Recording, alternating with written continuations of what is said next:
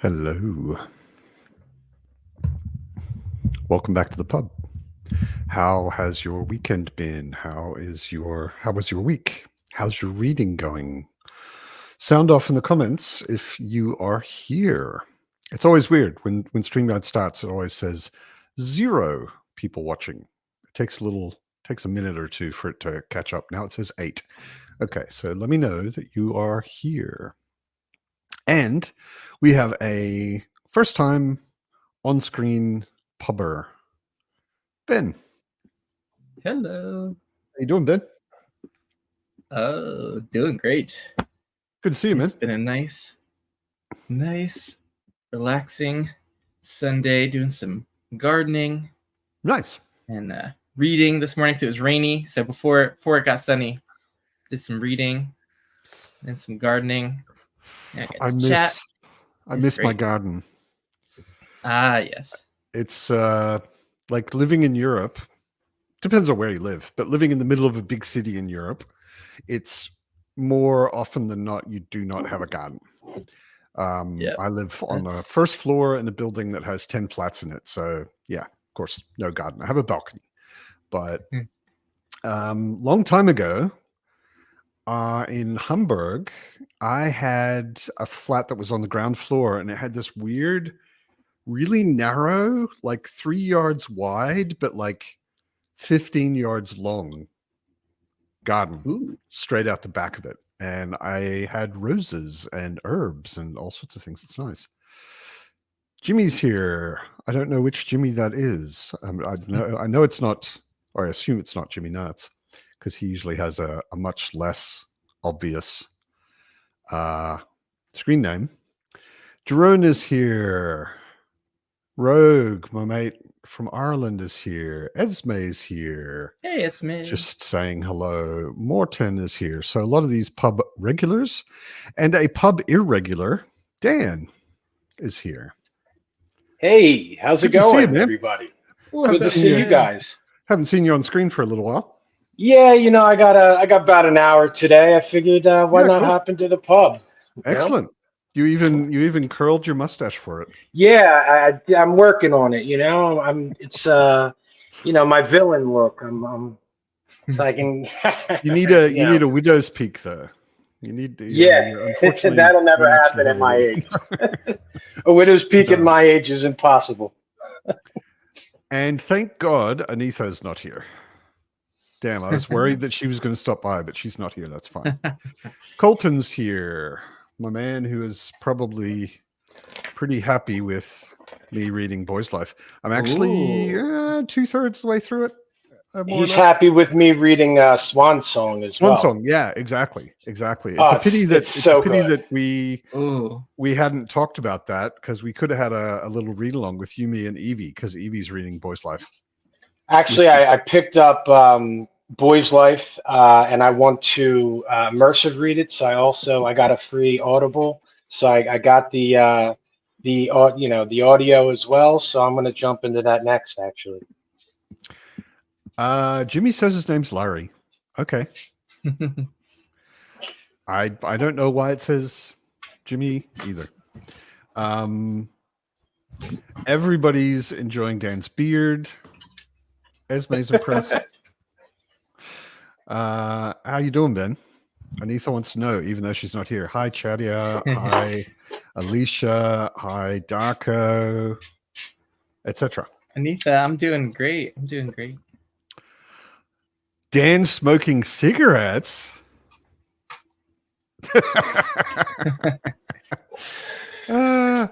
Only one or two, and then I put it out. You fell off the vaping wagon.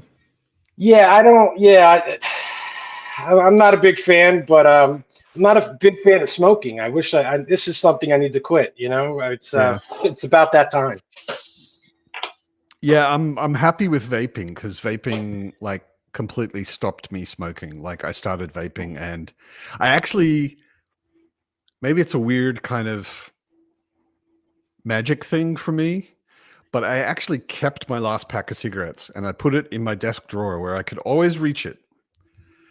And I said, I made a deal with myself. I said, if you feel like smoking, You're going to vape for 5 minutes. And then if you still feel like smoking, then it's okay. Just have a cigarette. There's a difference between it's like that cigarette hits me in a certain spot that the vapes don't. But you see, I've seen the stuff you vape, and I'm comparatively an advanced vapor, right? And I got into like winding my own coils and wicking and all of the high tech stuff. Yeah, there's levels to this shit. Yeah, exactly. And I had a friend who was like master level, right? He knew everything. And I said the same thing when I started because I had a cheap, not very interesting setup. And I was like, it just doesn't feel the same. And he was like, no, we'll find something that feels good for you. And we just tried different things. And then I eventually got a setup where I was like, oh, this is actually, it's fine. I don't miss cigarettes anymore. There was a time, but Ben, I hope you don't have any of these problems. Not with cigarettes, but maybe with sweets, chocolate, cookies. Like, see, I have that problem too. I might need to pull grab a last sleeve of Oreos and set it aside and never. I just need something to substitute it with. Yeah, this would not have worked if I had not found vaping. My Oreos get substituted with Thin Mints from the Girl Scout cookies. In Germany, like when I was a kid, like when you're imprinted with your sweets, I was in America. And then I moved to Australia where you couldn't get any of those sweets. And then now I live in Germany where some things are here, some are not. Like Oreos took a while, but they are finally here. But now there's these cookies that are actually no-name brand from my local supermarket. It's a big chain. I mean, it's not just a supermarket, but they have these white chocolate chip lemon cookies that are really sort of soft. Oh, they're so good. I could buy one of those every day or two, pack, and it'd be gone. Yeah. The key with the chocolate is to go for really dark chocolate. And then if you just have a little bit, you can tell yourself it's actually a boost to your health. But I can't stop at one little square. So I end up going through a bar in like 2 days. And that's my excuse when I drink wine as well. It's good for you. Alicia. Hi. Hello. Also haven't seen you on the screen for a while. I know. Yeah. Can you hear me okay? Yeah. Yeah. Okay. All good. Esme also has a chocolate problem. Yeah. Daniel used to smoke a pack of Marlboro Reds. Yeah, I also. That's my brand. I used to smoke a pack when I was in America. I smoked a pack of Camels, or Lucky Strikes, and when I was filtered or unfiltered? Both, actually. Oh yeah. Okay. When I was traveling, like I traveled for a long time, like 3-4 months in India and Nepal. And a guy I was traveling with, a Swiss guy, got me onto Gauloise, French cigarettes, Gauloise unfiltered, which have this corn paper wrapping. It's like this sort of slightly yellow wrapping instead of the white paper, and no filter. And because of that, I got this sort of romantic adventure travel association with unfiltered cigarettes in my head. So every now and then I would just buy like unfiltered Camels, unfiltered Luckies. Horrible, horrible thing. My granddad also, my granddad killed himself with unfiltered Luckies, so what am I doing? But yeah, stupid. Yeah, that's the reason I don't smoke. My grandfather died of lung cancer, so I won't do it. Yeah, somehow it worked the other way for me. Jerome also has a chocolate problem. We need a chocolate anonymous stream, maybe. Daniel used to drink half a bottle of whiskey, so that's cigarettes and whiskey go hand in hand. It seems. Yes, they do. At least when I drank, they did. I still drink Scotch. I really like Scotch. And when I'm drinking Scotch, I really miss cigars. I used to smoke cigars occasionally, and they go really well with Scotch. Raph. Hey, can you hear me? We can. Yes. That's great. And Sam, see very you. much. I'm He's very much prepared doing for the pub. He's prepared. Yes, Raph is always prepared for the pub, and Yeah, he's I And sitting I'm on siting his here with a roof. cup of coffee. Coffee. It's a balcony, but yeah, Yeah. I decided to move out onto the balcony because the weather is super nice. It's a and, good idea. That's why I was asking whether you can hear me, because obviously this is a very weird setup that I'm having right now. With You could turn your laptop slightly to your right. Yeah, exactly. There you There go. you go. Yeah, you it's were not necessarily it's not the laptop, it's my it's the webcam or that camera. I have Right, put right. on. Okay. Very cleverly put into the grip of my Bluetooth speaker that is standing on the table that I have on the balcony, because the cable for my laptop is not long enough, so it's standing on the floor. I said this is very improvised. Anyway, cheers, guys. Cheers. Cheers. Oh, Ben, it's like you're beautiful evening holding here. up a book. I think you're reading Dandelion Dynasty. Yeah, I like to fidget, so this is a giant floppy paperback. There's basically 1,000 pages in here, Yeah. and the last book of the series is also 1,000 pages, and he just basically split that. That's just like the finale of the series. That has to be one of the longest. Like, we count it as one book, but I love a floppy paperback like this. Like, it just seems absurdly big. But it does. It does. I think it's Jerome and I have had arguments about the comfort of physical books, Oh yeah. and he actually likes mass market paperbacks, which I don't understand at all. Like trade paper, I like especially them a good too. floppy one, big Yeah. floppy trade Yeah, yeah. paperback. This is So great. much better. This is great. I like reading from this much more than a mass market or a hardcover. But I do like the hardcovers on the shelf though more. Sure. So Is I did Dandelion order. I Dynasty did a order book that I the. would like though?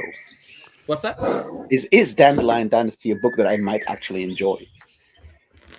I think so. It's so unique, and that I have a hard time figuring out if I think anyone in particular will like it. I mean, I like haven't everyone yet- I know yeah. loves it. That's why I'm careful, because me being the contrarian that I am, I'm always scared if like everyone loves a book. I'm like, I probably hate it. This Just is so- because you're inherently a contrarian. I don't know if it's inherent, but it's definitely something that I've noticed. It's like the more people like something, and it's not even conscious. I'm like, it's very much like an intuitive kind of thing. Darko says everyone will enjoy Dandelion Dynasty. I don't think he's right. From what I I've heard, struggled with it. yeah, I've heard some people because it's so different. Yeah. It sounds like exactly my thing. I'm looking forward to reading it. I have the UK editions with the sort of pastel green covers. Yep. They're the and ones I have. I bought all 4 of them. I'm pretty certain that I will love it, but I know that not everyone. I mean, not everyone loves Malazan, which I think is crazy, but Yeah,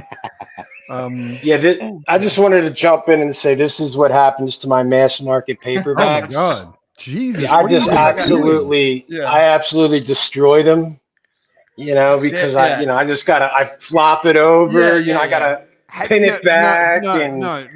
Look Dan, how small this writing is, though. I In have Memories of exactly- Ice. Come I on. have exactly the same edition of that book, and And that's a crime against the books. condition that book is in did not happen by reading. I'm not careful with my paperbacks, right? I'm not careful at all with my paperbacks. I don't mind spine creases, and I actually look forward to the first moment that with a thick book where you can crack the spine.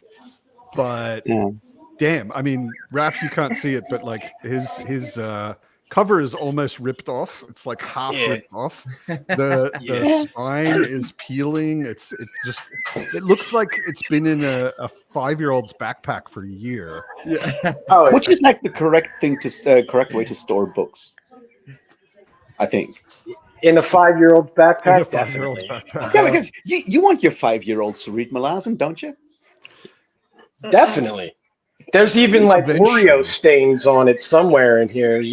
There's just like No, Dan, the Malazan, tappies, the everything. Malazan mass markets are brutal. I read the mass markets They are through House brutal. of Chains, and House of Chains I felt was even worse with the text like in close to the spine.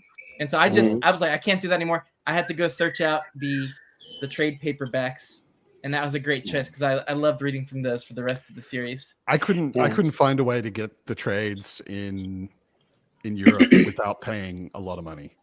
So, by the way, Raf, Chadia is offering to read Dandelion Dynasty with you.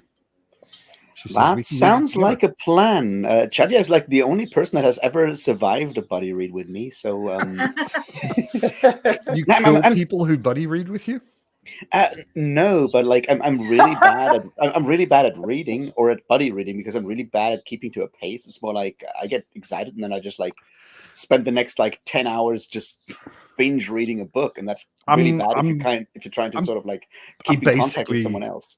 I'm basically the same way. Like Evie and I are buddy reading Boy's Life together right now, and I'm constantly like 5 or 6 chapters ahead of her because she's reading another book at the same time, and I've got more time than she does, and you know, whatever. So you're still on Boy's Life. Like Britain's here, yes. Oh, yes, we got a whole gang here today. Yeah, no, I'm surprised. Ben wrote me. Ben is one of those people who won't join the Fireside Discord because he hates us. Which is understandable. I'm in too many Discords and barely I'm joking. am active in any.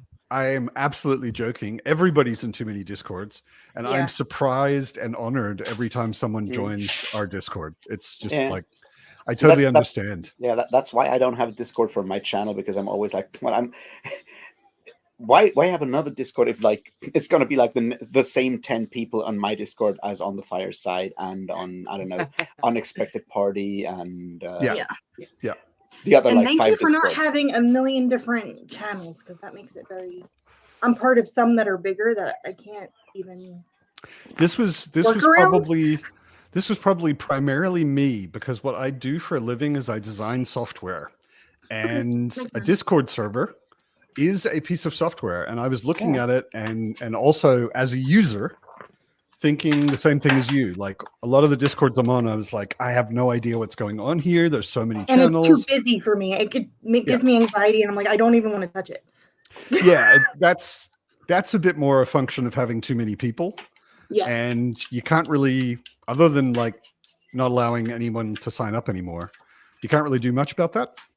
But we only started it not that long ago. So there's only, I think, total 250 or something, 300 people signed up, and only like 10% of those are actually active in any way. So and I think like the way you're doing it with the Fireside, the same way that the Unexpected Party Discord, for example, is doing, it's like it makes way more sense for a bunch of booktubers to sort of like have one community together than like everyone having their own community.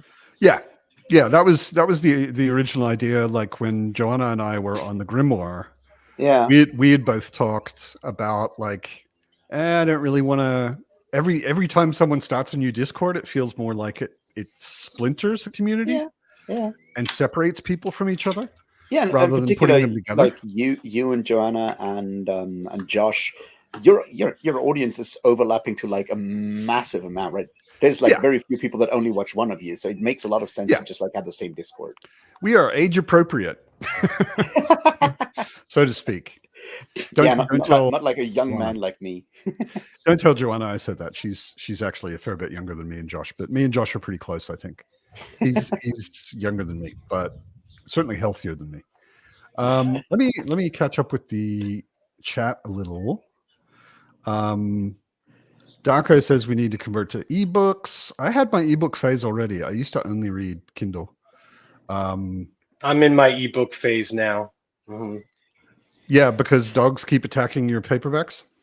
Yeah, as you can see. Yeah, I would love to say that this was my dog, but no, I'm guilty of destroying that thing. I have never in my life had a book that looked that bad that hadn't been rained on.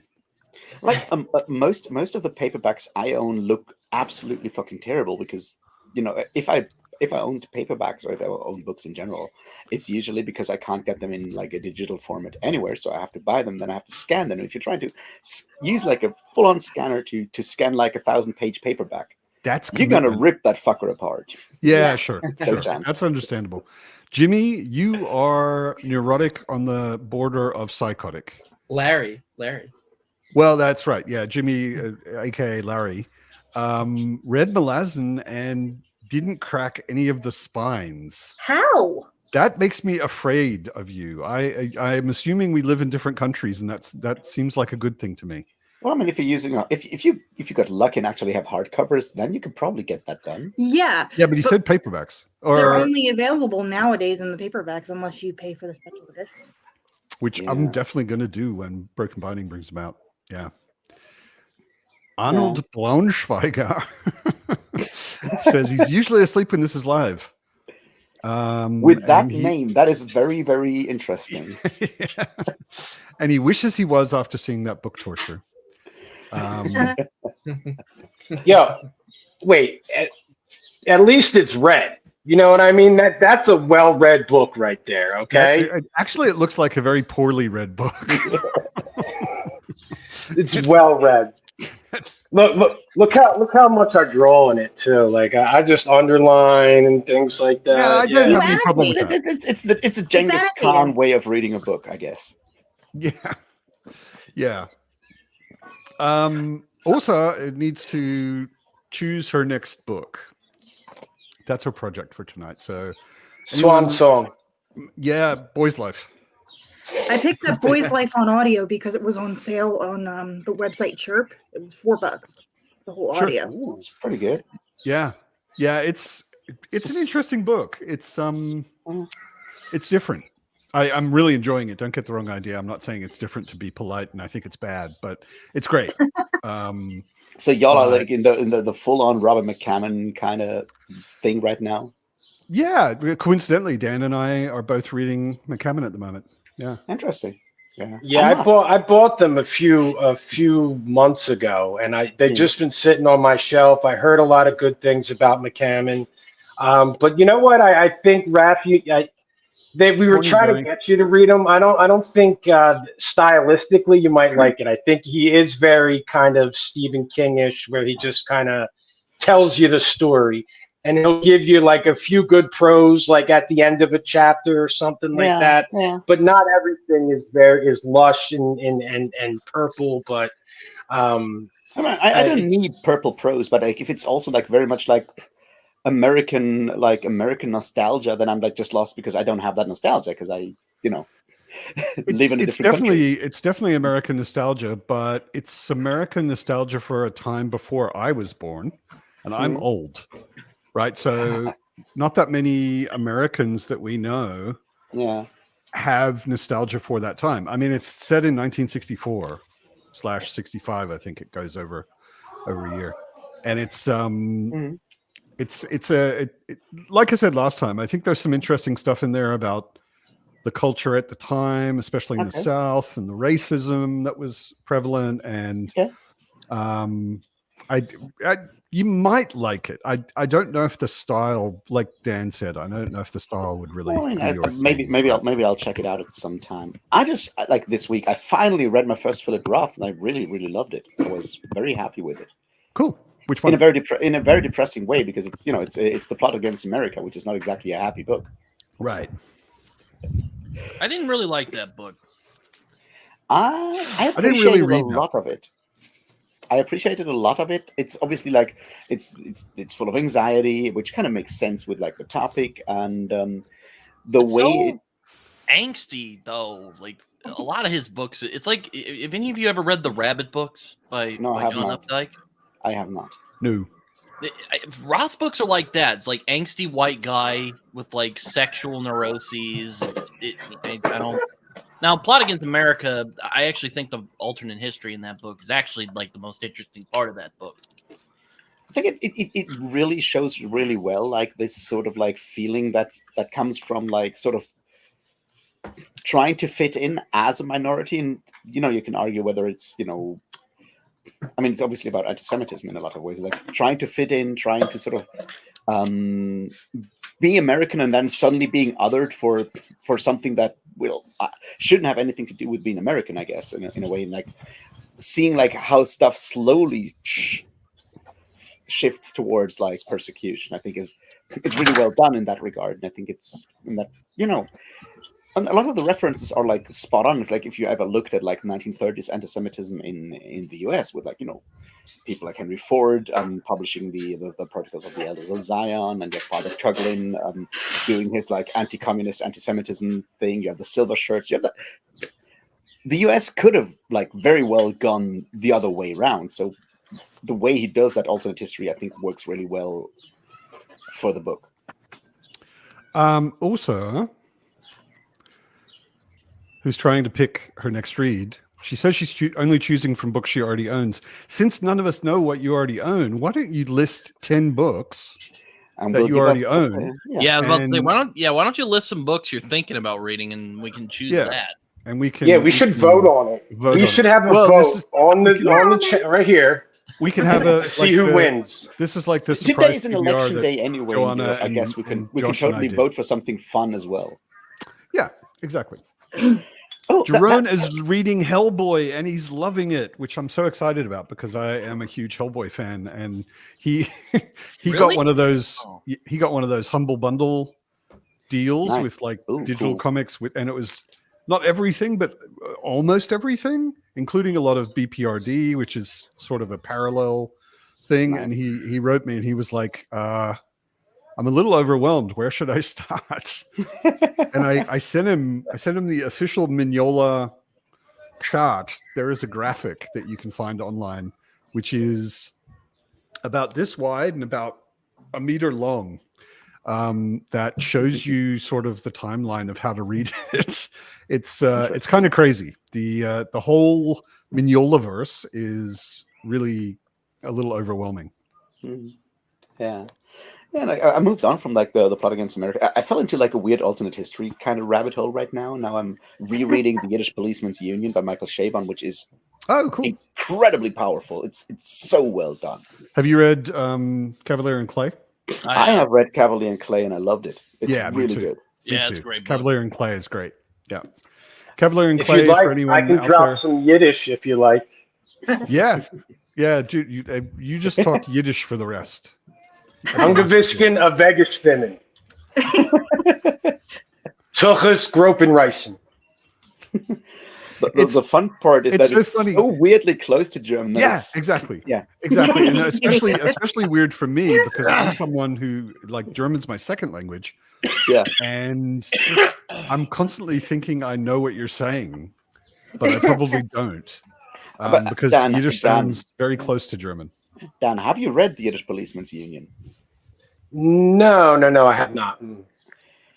If you like hard-boiled detective stories, which are incredibly Jewish and incredibly Yiddish and set in Alaska, that is home to the Jews because obviously they could not go to Israel in that specific alternate timeline, it's a really, really good book. It's also Yeah, just I've been.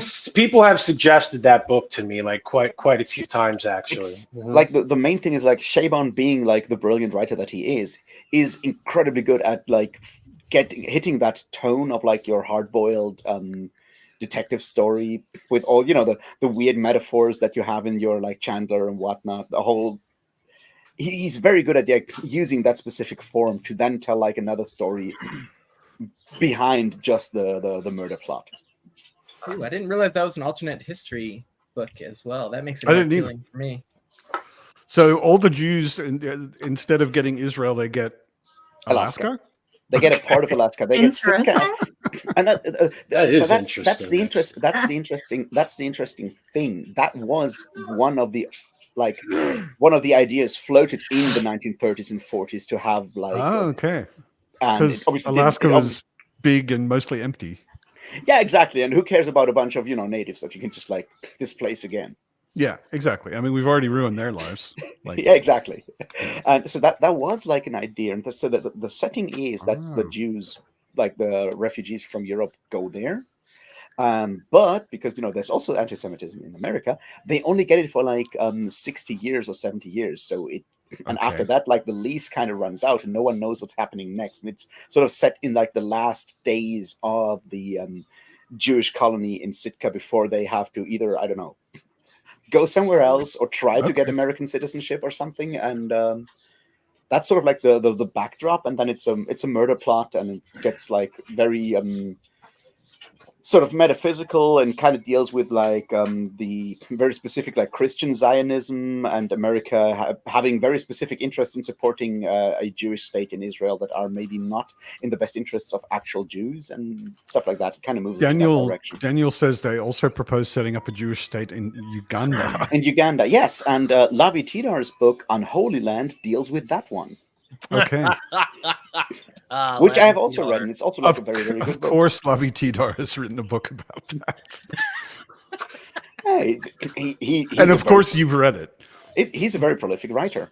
Yeah. There's a very good chance. There's a lot very of good different chance I might have a conversation with him in the foreseeable future. Oh, cool. Ooh. That would be great.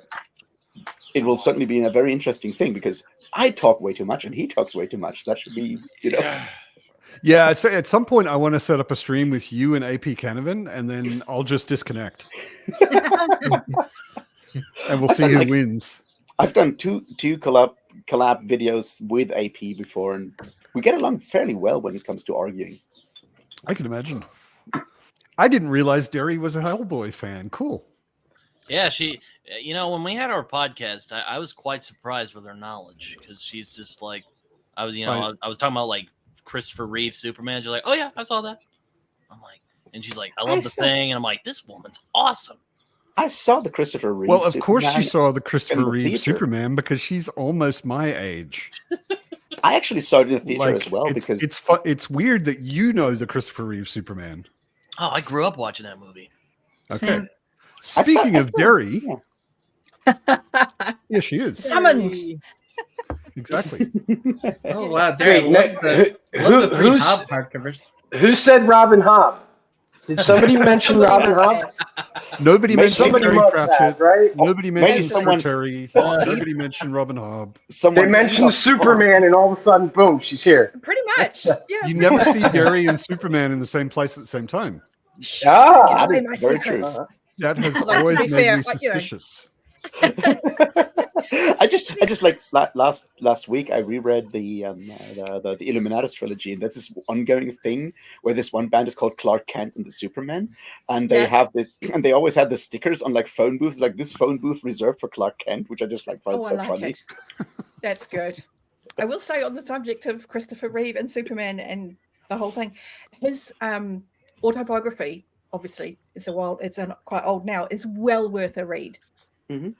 It's on my good. TBR. Yeah, it's really good. Still me, and it made me so cry. I can imagine it would. Yeah, he had a rougher time later in life. He really did, but I tell you what, he certainly kept his spirit up. It was Yeah, really quite It's very inspiring. positive.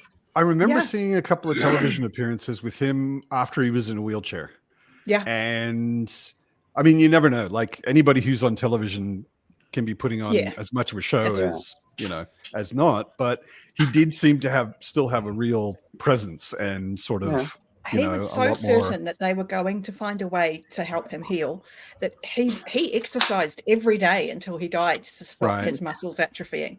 You have to. And yeah, he was really dedicated. He truly believed they were going to make that leap. Wow. And yeah. Okay, everybody, we have to do also a favor. She has a list here of Okay, what do we have? books that she has. I've only ever heard of Green Rider, and I didn't know there were 4 of them. I've heard of War of the Oaks. I thought Green Rider is like an ongoing series. And it's not yet done. Yeah, Who is it might that's be, been but I've talking only about ever heard of Sandman Slim lately? Brian Bell all the time. Yeah, The it's on Spare my Man wish was list. really, really good. I've So never And heard what's of in it. Wizard of that the Pigeons is a Lindholm. I really want to okay. read Wizard of the Pigeons. I really want to read it, but it's It's a bit Is that about a dreamy. pigeon wizard? Wizard of the sort of, Pigeons but not. is sort of like closer to like magical realism, like Yeah, urban fantasy stuff. far closer. The main thing is, I want to read it because in what's her name, Farah Mendelssohn, in her The Rhetorics of Fantasy, Mhm. does a long analysis and dissection of Wizard of the Oh. Pigeons, and I really want to read it. But the audiobook is region locked to the United Oh. States of America. Yay. Oh, that's awful. Although Don't to worry, be fair, Nathan if she uses the same narrators as well, I say she, it's the same person. If Robin Hobb's narrators, it's not always a good thing. Just saying. I personally have no issue with either. What's his name? Paul Bomer. Is he South African? The name sounds so I'm not fucking sure. South He's African. fine. I actually quite like his narration of Farsia. It's the And woman who the does first one. It's the Farsia. female narrator that Anne hurt my Flosnick. ears. She is an See, I don't- I- abomination.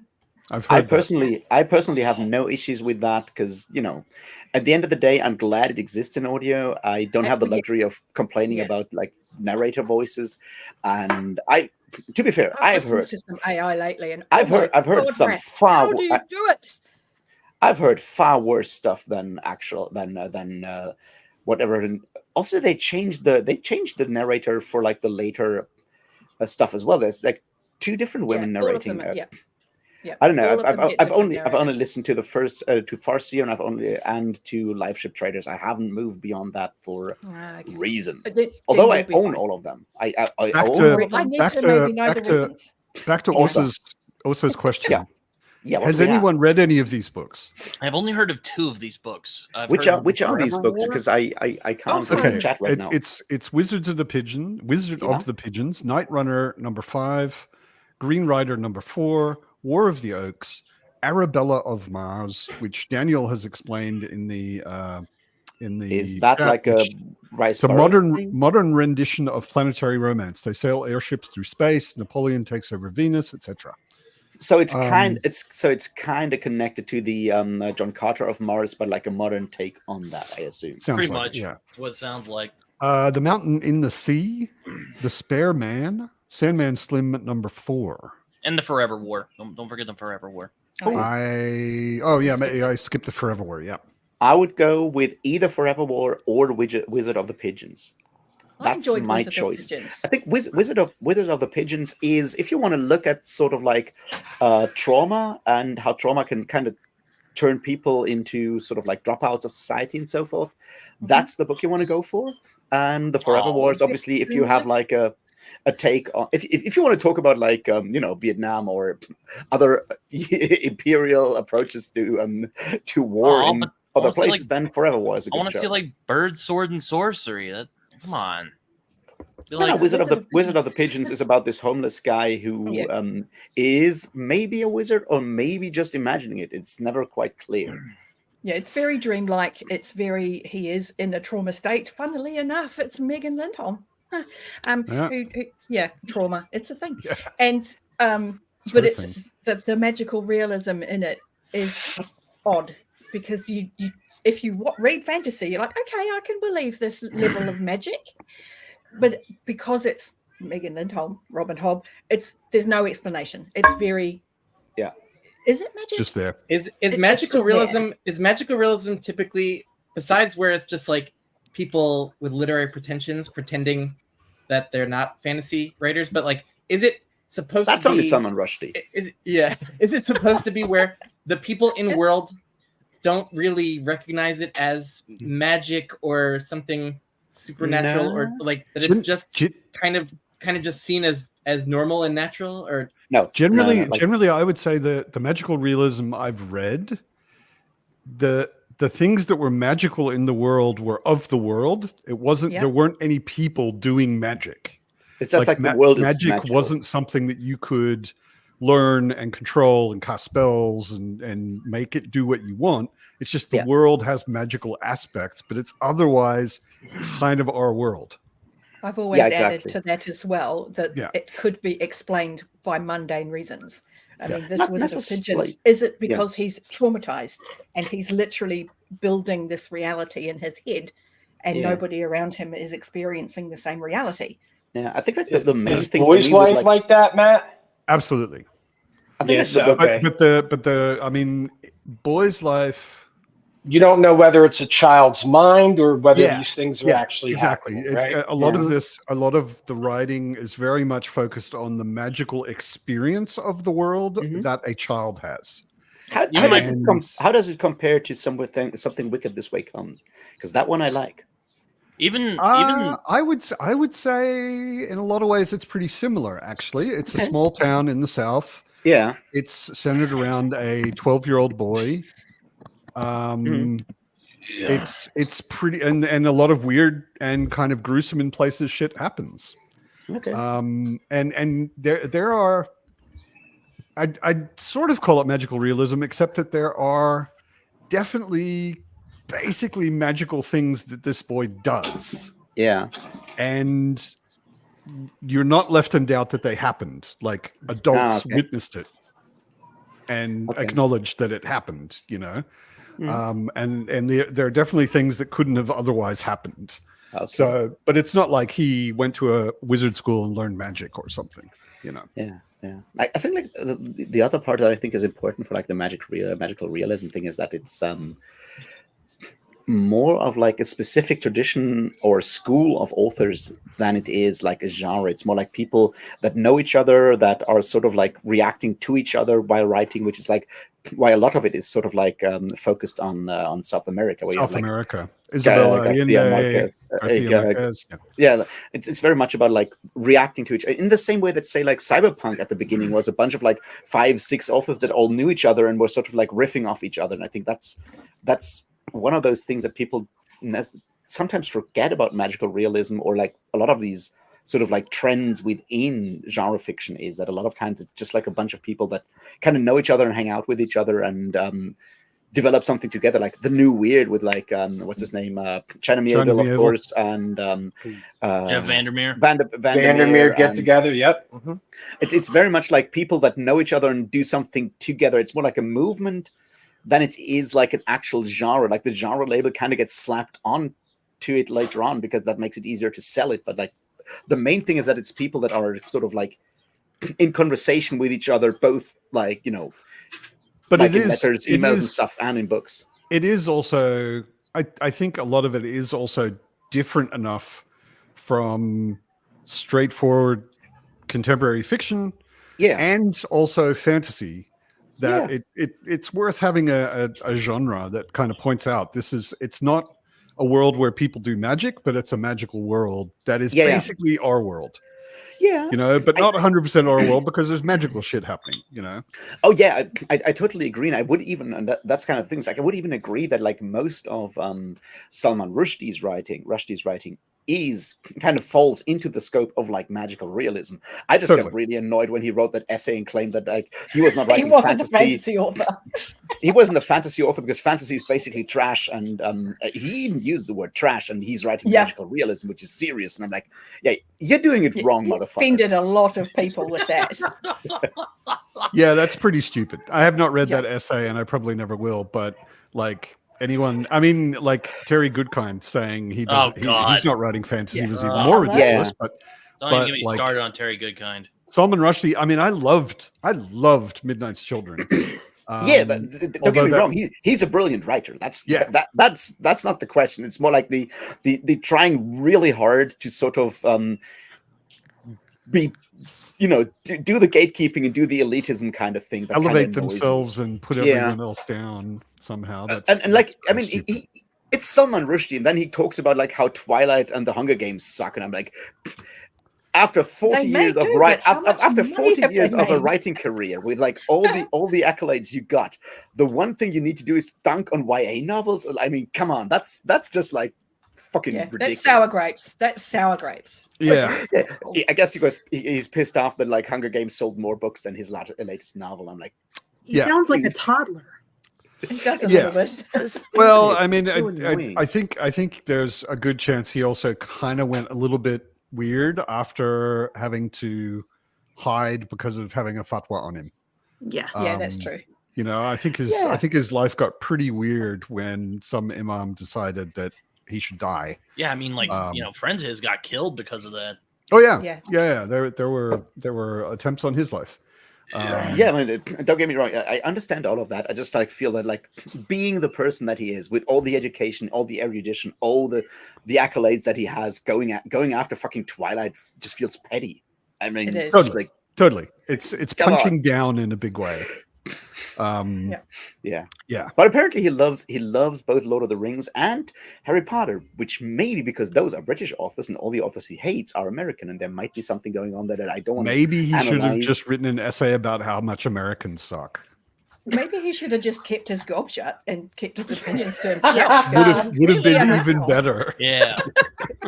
Yeah, I mean, he Damn could, you, like, Rushdie. keep writing good novels. just And write, I'm dude. fine with that. Yeah. Yeah, it's like, there's certainly like a level of like, I don't know, pretentiousness in there that I That's really right. didn't like. But I What can is it? totally It's recommend. Say nothing and let people think you're a fool rather I can- than Yeah, speak. And I go can read totally- Midnight's Children. It's a good book. I can totally recommend Midnight's Children, even if Salman Rushdie's a bit of a dick. Midnight's Children. Yeah, I don't know where to is- start with Rushdie. I'm either thinking like satanic verses or like one of his like. I would Honestly- start with Midnight's honest- Children. Honestly, I found the satanic verses a bit boring. Yeah. Overall, I didn't really get into it. But Midnight's Children is, I mean, it's very tied up with the history of India, but it's based on the idea, and this happens right at the beginning. It's not a spoiler. All of the children born when midnight strikes on the last day of India The British belonging Raj, to the British Raj.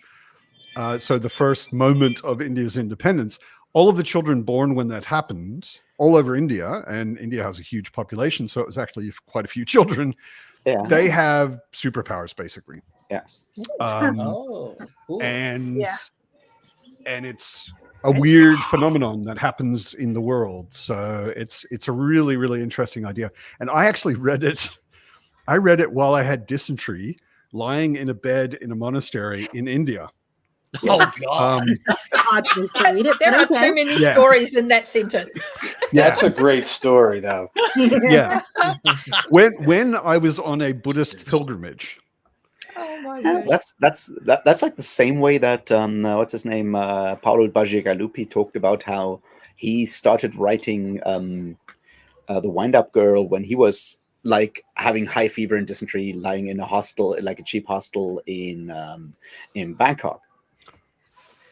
No, not in Bangkok. Wait, in fucking what's this called? He was in Thailand. Anyway, yes, Jeroen, so many stories about India involve dysentery. That so it do was- most it stories was- about the European Middle Ages, if we're honest. Yeah, it was No, it was a really shit. interesting experience because it And stories on the redefined Oregon Trail. redefined sick for me. Yeah. Like ever since then, whenever I get sick, I'm always like, I'm not as sick as I was in that monastery in Bodh Gaya. I'm not that sick.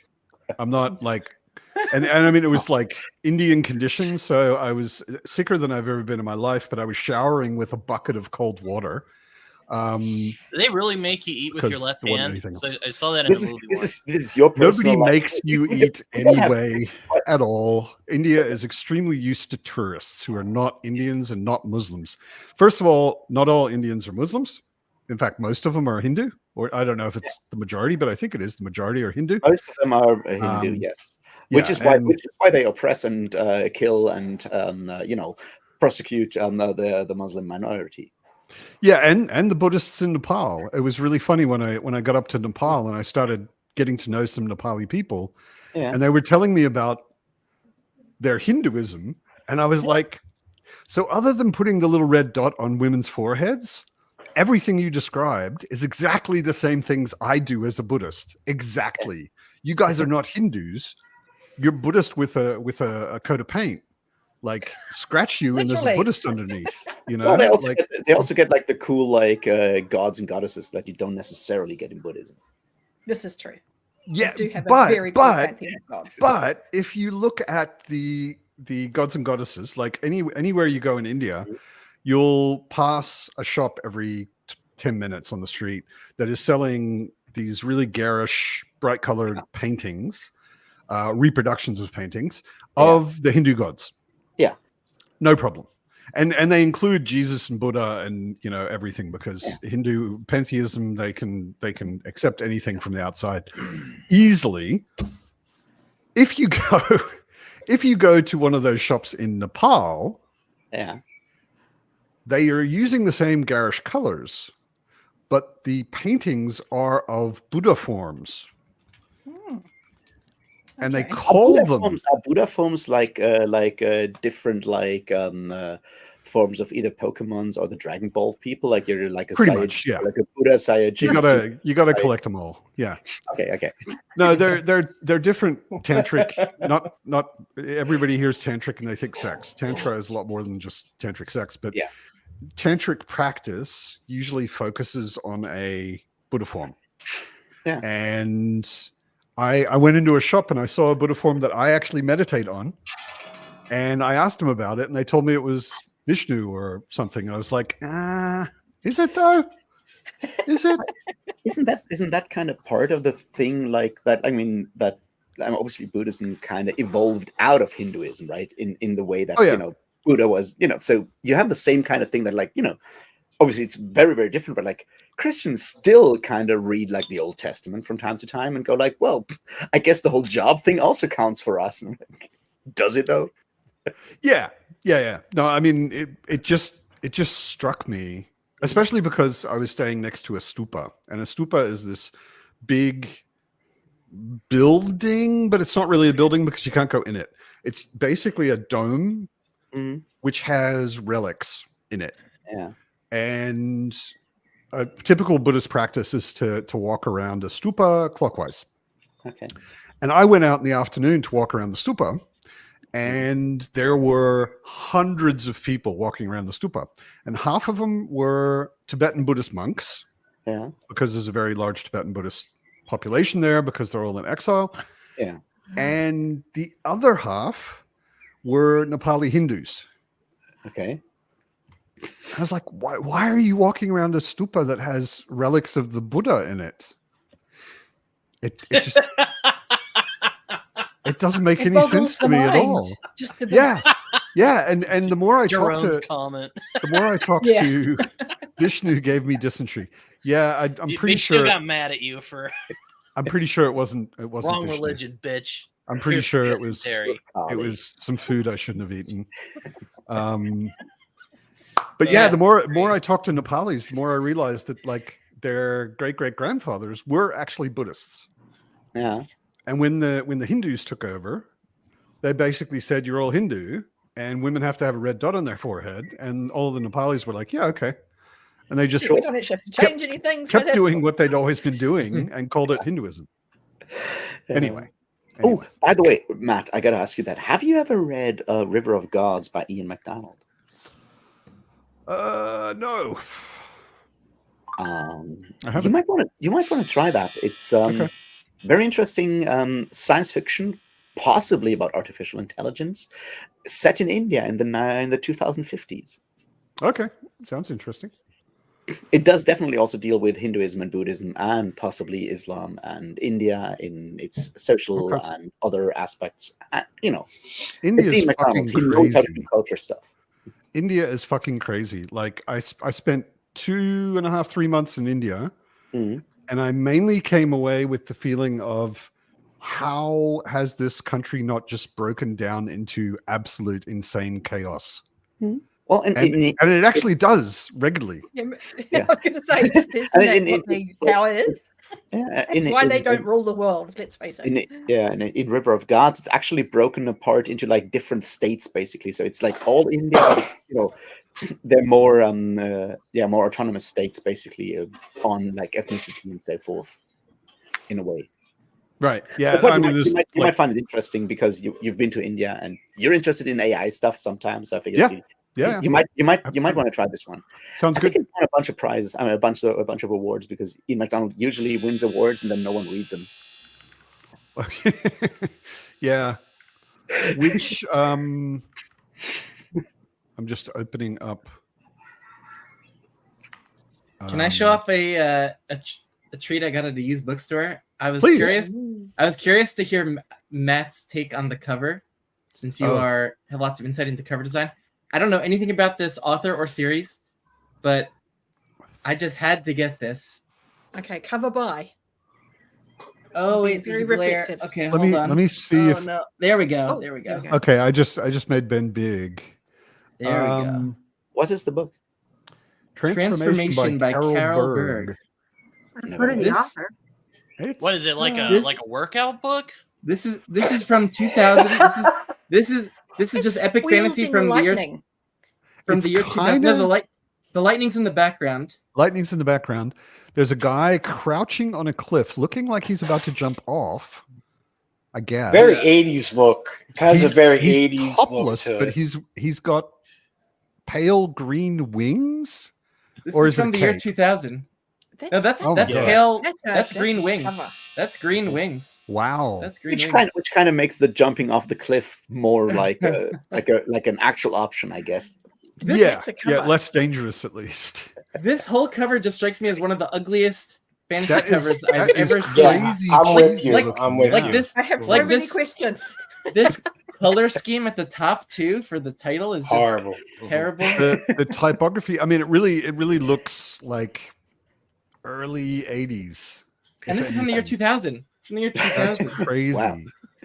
Because Wow. that's the other part, is like that's still before self-publishing became an option where people could do whatever they wanted, right? So a publisher had to have like a publisher graphic let him do designer that. look at this and go like, yeah, that's a good. Not, that's not an even idea. not even let him do that. Usually the author has nothing to do with the Oh, cover. true. This is true. And the publisher has an art director. So I always What blame kind- the what- art They were on director. holiday. What- That guy needs to be fired. Yeah. What It really what, does. what publisher is that though? That's Rock Fantasy. Ah, RC. okay. Rock? Right. RC Fantasy? ROC. I don't know if it's ROC. ROC or Rock. Rock. Never even Yeah. heard Heard of of it. them. Rock did all the early Dresden's. Rock did a lot of science fiction fantasy. Okay. Yeah. Well, if they did the early quite Dresden, have they their clearly have Irish- like a record of bad taste right there. Ooh, They're a division. They're a division of Shots Penguin. They're a fired. division of Penguin. Division of Penguin. Penguin. Well, that just means Penguin bought them. Yeah. But no, they did a lot of fantasy and sci-fi. Are they I Ben? often Are they recommend just Del Rey more often than not. I mean, I like think some there of are it has certain become Del names. Rey. You know, there are certain names, like publisher names, Mm. that everybody knows, and ROC is not one of them. I mean, It's so strange because I know it. Just like Yeah. it never even occurred to me that you wouldn't. Because Ben, it's a are they fantasy are world. they angel wings or are they more like pastel green bat wings? Yeah. They're more like Yes. pastel green bat wings. That's what I It's- thought. yeah. Yeah. It's like early it's Very early strange. 2000s Batman. It's like the early So 2000s bad. Web 2. It's Web 2.0 Batman. It's like you have everything in pastel colors, I guess. Well, and he's wearing like pants that are cut off like breeches, just cut off a bit below the Before knee. it focused, but he's I thought he topless? was surfing. He looks like he's surfing, but he's actually standing on a bit of a rock Yeah. that's But projecting that was out the, over a the misty landscape stance he was in. with a building in the background that's being struck by lightning. It's like, Yeah. what the fuck? Well, we definitely want Oh, like a Jimmy. full discussion of that book from you, Ben. That's like you have to do that. The first Okay, page man. is really turning me off. Like I'm not the biggest fan of getting a lot of world like fantasy names in Yeah. the setting, like right in the beginning. Like it starts with Azarian prophets say that the gods fight their battles within the souls of men, and then later we get Crown Prince Alexander, Palatine of Azakstan and Suzanne, priest of Athos, overlord of Besran, Thrice and Mangnar, heir to the Lion Throne of the Derzi Empire, with perhaps Okay, the that's rudest, too many words. most callow, ungenerous, and arrogant youth ever to ride the deserts of Azakstan. You I could, don't think you it- could, I you don't think could the Crown fit Prince- more. Crown Prince of words. Kazakhstan sounds like he's like running a kleptocracy that is like pumping like crude oil out of the ground. It And sounds like a bad take on the Star Wars opening crawl. You know, If somebody gave a writer a challenge to get as many unknown made up words in one sentence as possible, they couldn't do much better than that. have you That- you guys that was know outstanding. there's a wonderful XKCD comic about exactly that, where he has like this graph of like quality of literature mapped on the one axis and a number of invented words on the other axis, and It's odd where Shakespeare falls on it. that's the interesting part. Yes, That was the exception. It's like the glaring oddity. Yeah. Wow. Yeah, the beginning of a book. I mean, I try not to judge a book by the beginning, because a book I DNF started with a sentence I loved, which was, I was 7 years old the first time my uncle poisoned me. And I was just like, oh, Intriguing. okay, this sounds interesting.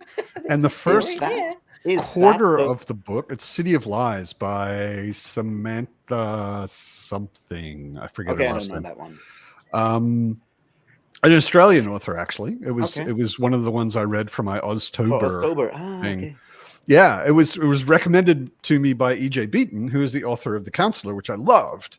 But City of Lies, it starts off the first quarter of it. I was like, this is fascinating. I'm really into it.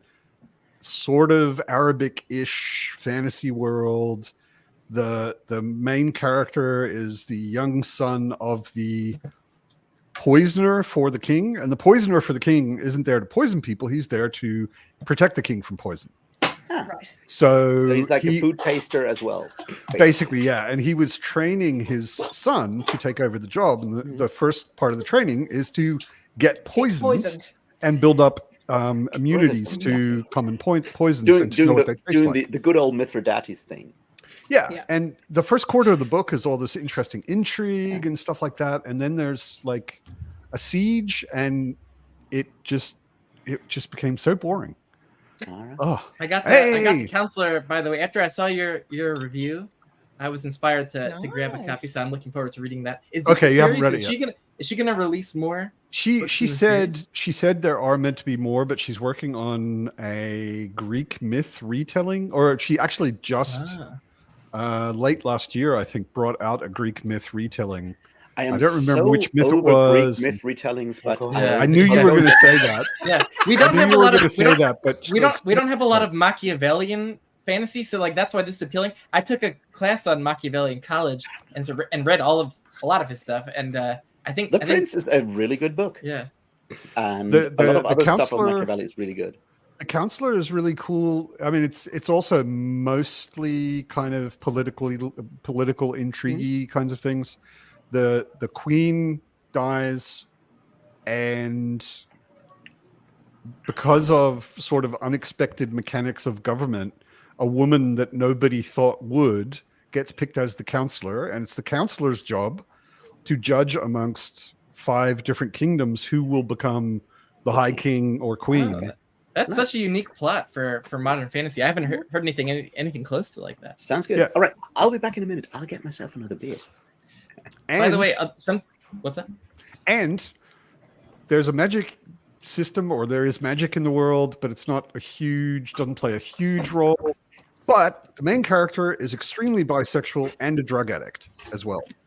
So both really interesting things that you don't see in many fantasy stories.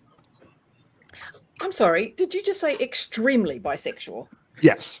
How is that different from just bisexual? Is it like orgy?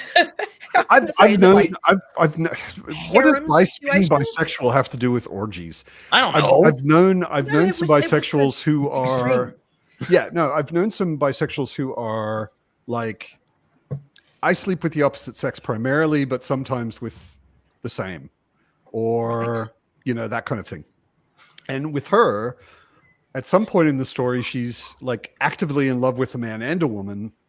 And it's just like she is completely open. She doesn't care at all either way. Like she's absolutely open to be attracted to anybody. That's also there's a similar protagonist in Daughter of Redwinter by Ed McDonald. This is such underrated modern fantasy. Like this trilogy is released by Tor. So you've heard of Justice of Kings and the Empire of the Wolf trilogy by Richard Swan. So like Orbit, the same 3 years, released a trilogy by like a white guy, and that took off. And Tor is doing the same thing over the same 3 years, but no one's ever heard of this series, which I think is much better than Justice of Kings. And just trying to remember who I've heard of it from. And I'm trying to figure out like why that series took off and this one didn't. But the first 2 books are out. The third one's coming out later this year. I'm very excited. It's, I think, like really deep, nuanced character writing, a la Robin Hobb. I think. It's also political intrigue kinds of stuff. Okay. Political intrigue and the protagonist is bisexual and the romance definitely is a somewhat prominent part of these narratives, and I thought it's handled really well. And so just when you were talking about that with the counselor, this jogged my memory. But it's so fascinating. Like I think Orbit did such a great marketing job with Justice of Kings and getting that physical arc into different booktube influencers' hands, and then it took off. And for whatever reason, like this one just did not take off the same way. Alan did a review. Did you and read he the liked last it. book? Alan liked it. Yeah. So that's why when So you Alan brought liked it it, up, I was and then- like, no, I know, I've heard of that, and in a good way. Alan liked it, and then he did a live show discussion of it with Leanna, who trashed it. Yes, And then that's right. And then I think just like nobody else on Nobody read it. BookTube Nobody picked like it up. besides me. Who wrote But- The Counselor? Chadia's asking just quickly. It's That's- E.J. Beaton. Yeah. Hold up EJ the Beaton, copy again. yeah. That's EJ. E.J. Beaton, and she's Australian, and she's really nice. Actually, she I contacted her at some point. She recommended some other Australian authors to me. One Sorry, of which I was just laughing at that. She's Australian, but she's really nice. I loved said, it. and you know. she's really nice. Some of us are actually nice. Yeah, that's funny. Yeah, no, The Counselor is pretty cool, and it's meant to be. I think she said it was going to be a duology. It was going to be 2 books, but she's gone off on this other tangent, and she's writing her Greek myth, whatever it is, retelling before she gets back to the second book of The Counselor. So we'll see. Anyway, Daughter of Red Winter sounds interesting. Oh, so it's man, it's definitely kind of the world building is British inspired, but I can't remember the exact. I don't know my British Isles very well, whether it's like Celtic influence but I forget what his major influences were. But it's really just one of those deep character studies where the main character, Rain, is one of the few people who can see ghosts of the dead and interact with them, and that's just like a completely taboo magic in the society, similar to how like in the beginning of like Farseer, the wit is this taboo magic, and so she has to kind of hide it and keep that on the down low, and then there's this more legitimate magic where they practice it in the fortress of Redwinter, and she ends up getting taken to there early on as kind of is an outsider there. Like she was a witness to a crime, and she's then trying to break into the ranks of like the Redwinter kind of society and mages, and it's really well done, and it's building up into I think a high stakes kind of big political plot in a way that just completely fell flat for me with the Justice of Kings, with the Empire of the Wolf trilogy. Like I loved the first book where it was like Judge Dredd out in the provinces, like bringing justice, and we had some cool trials. Like I loved how different that felt from everything else in modern fantasy. And then he just went away from that so much in book 2, and the larger military political plot fell so flat for me, and I didn't even bother with the third book. No, I DNF'd the third book actually in okay. Justice of Kings, and I just was like, I don't know. There was a point where we had these 3 characters, and they sent my favorite character away, and I got these 3 characters I didn't like, and I'm done. I don't want to read this book anymore. It fell flat. I think the author was trying to do too much, and it just the storylines. I was uninterested in them. And our main character, there was a point where she was in mortal danger, and I was just hoping that she lost her head, and that she was telling the story, she was telling this story in the astral plane, that's kind of what I wanted it to go in. So, but yeah, It's not a good sign if your protagonist is about to die and you're cheering for it. I have to want it to happen. quickly say hi to Nico. This is Nico, who is the only person here that I am certain is not an AI simulation. Because you have drunk alcohol with him. Because I have actually been in the same physical space as him, or at least next to the physical space he was in. Yeah. Don't have me questioning my own existence. I'm not saying you should, but I have no reason to believe you actually exist yet. But the internet is my only friend. So if you guys don't think I'm real, do I even exist? I think you're a friend, gonna but you get may be an lost. imaginary friend. I'm not sure. I'm going to have an Anyway. existential crisis today now. I play video games regularly with Nico and hear him on the headphones, which isn't proof he exists, but I have been in the same place as him. Seriously, you're drunk gonna make me quite a lot of question alcohol reality. with him. That, however, is very much a proof of existence. Yes, Exactly. Because Because if people still exist after you are very drunk, then they're definitely real. Because it takes a lot of Before, during, and after, I have seen Nico. yeah, So, that's proof of yeah. existence. Yeah. that's Probably the like proof. 50% plus proof, I guess. Usually when I see Nico, he fills me up with Japanese whiskey. That's Yeah, right. I'm that's busy definitely reading how 50% Jimmy's plus. enjoying the witches in Pratchett, and I'm very, very happy about that because they're my favorite. Derry, you're very pretty- real. they're You are pretty you good. are my queen of Hob. You're very real, Derry. Speaking of Hob, Comics. do you know what is the deal with these graphic novels? I got the first one, but like Yeah. I've seen. Are they old? Or are they being made No, they're new? new. Like, do you know? They're new. new. Do you know? The second part came out, I think, halfway through last year. I've still got to get mine. I've got to ring the I comic know shop that- and say, I know yes, that- post them now. Yeah. Yeah, she's Jared's really been proud of talking them. about She's them. really happy with them. Jared, Yeah. like the fantasy thinker, has been talking about them. I think. Yeah, I've been reading them as well. I had Yeah. the first run on my subscription, so I've got the individual issues Yeah, when I they do. came out. Ah. And Although which I am publisher is looking doing at the those? bind-ups now, and they're lovely. yeah, Which publisher is doing those? Dark Horse. Yeah, of course, Dark Horse. That makes Dark- sense. Yeah, Dark Horse is the one comic book publisher that does all the really cool fantasy adaptations. Yeah, well, and the good thing about it is apparently Robin Hobb was very involved. Okay, Very. that's cool. Yeah, Yeah, like she she was was very thoroughly vocal about involved in it and And on has the, made sure um, they did it right. And it social was media. it was interesting, like to see a written but comic Yeah. adaptation of a book I've read and love, and like you haven't got much space. If you're doing an individual issue of a comic, you haven't got much Yeah. space. You haven't got You've got to much. get a lot across.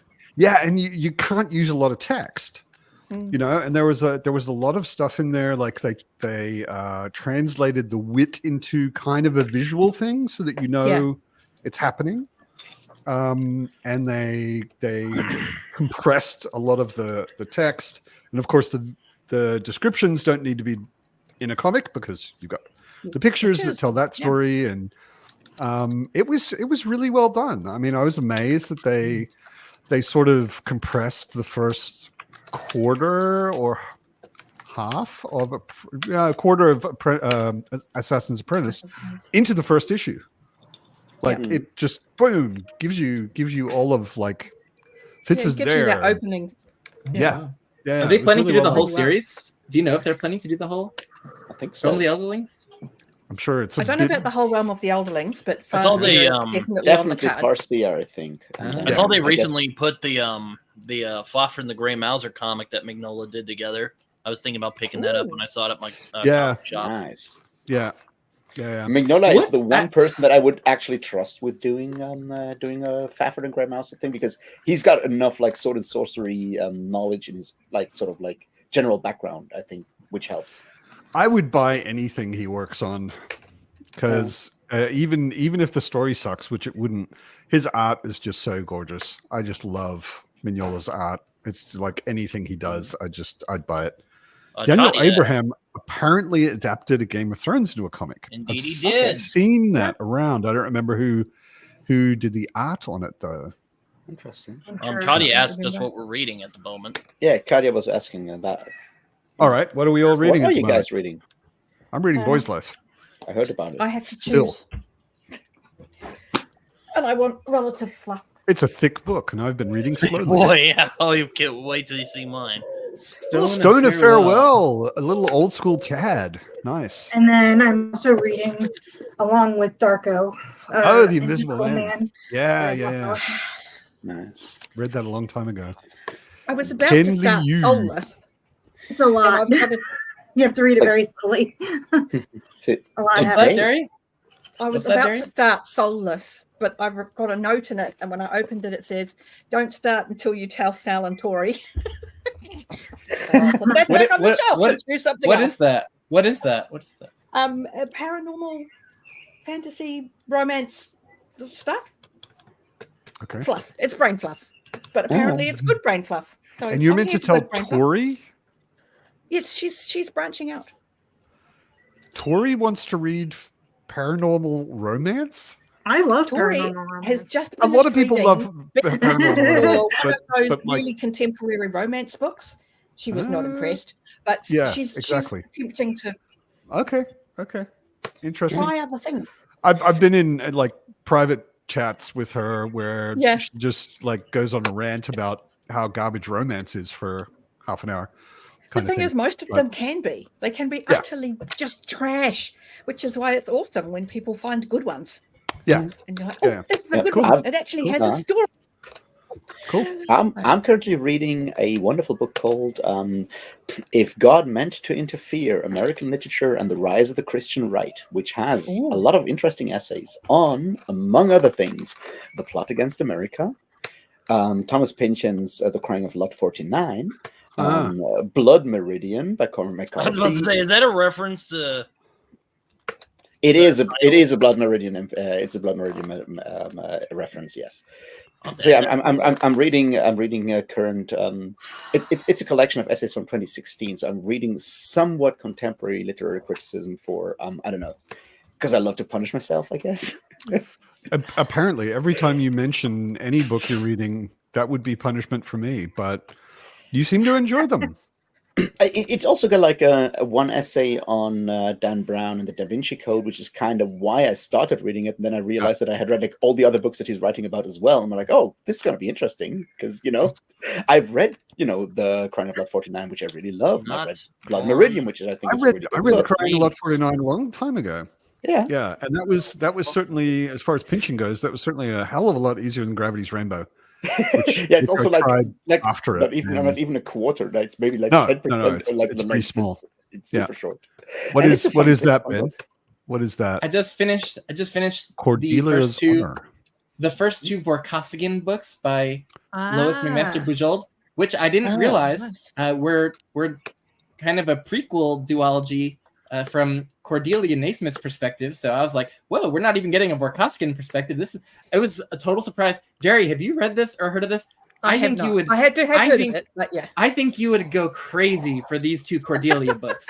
I think you would love them. Cordelia is such an emotionally mature, interesting POV. She's like a 30-something like explorer, and who kind of gets involved in the galactic politics almost by mistake, and caught up in this kind of military society that she wasn't a fan of, like this Barrier society, and it is such an incredible couple of adventure books with just like character-driven sci-fi adventure with such clever dialogue and poignant like internal monologue from Cordelia. Oh my God, Dari, I think you would love these. Okay. The Vorkosigan books were like really fun. I had a summer where I was just like banging through Vorkosigan books. I've never read but I haven't read those yet. I don't know this. Because someone tried to sell them to me by like, it's Napoleon in space. And I'm like, I hate Napoleon. Why would I want to read this? Are you still mad that Napoleon took over Germany all those years ago? No, anyone can take over Germany. It sucks. It's a fucking it's a terrible country. Anyone can have it. I don't care. It could be French, Raf. It could be France, and Look, I was at a reception yesterday. I had to wear a suit, but I got free champagne, so I don't have any problem with the French as long as they give me free booze. But that's what they did. They're like, we'd rather sit this one out, thanks. We're gonna just you do your thing. No, I think I'm. This may come as a surprise for people that know me as someone who kind of likes, sort of, is okay with the Malazian Book of the Fall, and is somewhat okay with the Black Company. It's like I don't like military stuff. No, fair enough. I don't like military stuff. Colton says it correctly. Vorkosigan, or the Miles character, is Miles Vorkosigan, is more like Tyrion Lannister in space, kind of. Yeah. Well, okay. That's a selling point. I guess. How are you liking Dandelion Dynasty, Ben? It's been interesting. I was kind of expecting to fall in love with it in the first two books and never totally got there. I liked both and was engaged most of the time, but never found myself falling in love, or that the books were just kind of pulling me to read them in every waking moment. Like when I'm loving a read, I don't want to be doing anything else except reading that book. If I'm not reading it, I'm thinking about it, or I'm trying to invent an excuse for myself to either read or listen to it. And the first 2 books never produced that reaction in me. I've enjoyed them, and this, I'm just not fully gelling with the style of them, of kind of being like somewhat omniscient and somewhat like limited third person POV. Something about this style is just not fully gelling with me. And I will say though that I didn't fall in love with Wall of Storms, which is like everyone's one of their favorite books of all time, and love that book. And I was hoping that maybe I would be a bit of like a hipster and love the second half of the series more. And so far, I am enjoying Veiled Throne more than I was the start of either of the first 2 books. So Kyle or Jake did not get points. They got points. They got points because we're in the competition where every star that I give gets them a point. So I gave Grace of Kings 4 stars. So Kyle got 4 points plus a point for a new author. So he got 5 points there. And I gave Wall of Storms 4.5 stars because I really liked it and appreciate a lot of the thematic things that were going on. But I just didn't fall in love with the book, so I couldn't give it 5 stars. But it's been a worthwhile read. But I was hoping it was just going to be one of those kind of immediate favorites of all time kind of things. Everything you just said is basically why I bounced off of book 2. Yeah. It's too long for me to feel this fine with it. For it just to be fine, it's too long. Yeah. Yeah, you need to love it if it's going to take up Yeah, that if much it's of going to your be life. over 2,000 pages, Yeah. I'm sorry. Yeah. I've read a lot of books that are just fine, but you know. I'm a religious believer in the holy power of the DNF. See, that's why I'm like a DNF, and I was afraid to tell people. I DNF'd a novella recently. Yeah. Wow, that's DNF'd a novella. Alicia, I got to the point where I wanted to throw the book across the room and punch the author in the neck. Well done. So then I was like, Matt's training his DNF powers. Wait, what? Now What he's novella? now he's down, What novella? now he's already up to like DNFing novellas. Next time he'll be DNFing like short stories. done it. In like What was it? half a year, he's gonna DNF like vignettes. Like, Yep. it was. this paragraph is too long. Fuck It it. was In the Shadow of Their Dying by Anna Smith Spark and Michael Fletcher. Okay. Oh, it's a Wait, new wait, release. Yeah, Yeah. and it's thought that was from like a Grimdark novel. Press. And it's like 200 something pages, I think. That's a novel. You can, first of all, I think I can tell exactly the Who wrote bits what? that Anna Smith Spark wrote and the bits that Fletcher wrote. And Yes. I don't want to punch Anna Smith Spark in the neck. Oh, okay. But I've heard that her prose style is very flowery, probably even purple, and a bit overdone and a bit all over the place, kind of complex and maybe overly wordy and stuff. But she was writing the perspective, the interior monologue, basically, of a demon. Oh, okay. And she was doing it in a really weird way, which I think worked because it made the demon feel very alien, right? And very, very odd. And Fletcher was writing what unfortunately wasn't a grimdark parody of grimdarkness, but it felt like a grimdark parody of grimdarkness. I don't know how many times he said piss and shit and blood and dog meat and weak ale and just like all of the stereotypes, all of the cheap flags you wave to say I'm grimdarker than grimdark. You know, and it just was weak. It was so weak. I like Beyond Redemption from Michael R. Fletcher. I've heard that from people, but I don't have any desire to read it because and the thing that really got me, I was already getting to a point where I was like, the demon bits are cool, the rest of it's kind of garbage. And then at some point in the last 20% of it, out of nowhere, having never used this word in the entire thing so far, one of the characters in a fantasy world, which is obviously quite medieval, calls another guy dude. Oh, yeah, no. And then I was like, I can't stand that. I I'm out. think I'm out. But also, like, there were a number of sort of tension things that were built into the story and kind of blockers. Like, we can't do that because of this, and they conveniently all sort of dematerialized in the last bit of the book, and suddenly they could do all of the really easy solutions to everything. And I was just like, oh man, I don't even care how this ends. I just put need back it on to the be shelf. over. Yeah. Oh, bleh. That's awful. So, Yeah. Has anyone else read Dandelion here besides Alicia? I have I'm just not. curious. Because Alicia, one of the things that is a little strange for me, and I'm wondering if you found this too, it's the tone of this is hard to pin down. It's like it's often dealing with very brutal, grim, kind of large scale events, or even some really grim personal things that happen, and tragedies and betrayals and violence. But there's a overall kind of lightness, like with a lot of the dialogue, or It's weird. like the god with like when it switches to the gods will be joking around. The language also it doesn't feel as adult as like They're I was joking expecting. around? Like yeah, The like God part was the only part that I actually liked because I like that too. Yeah. What are you talking about? his writing. Deadline Dynasty. His writing is amazing. Ah, okay. But my problem is like you would meet a character and then 5 pages later they'd be dead.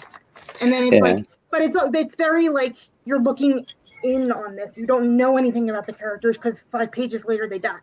So it's like 300 pages into book 2. I'm like, I couldn't care about anybody that you're supposed to care about in this book. So I'm done.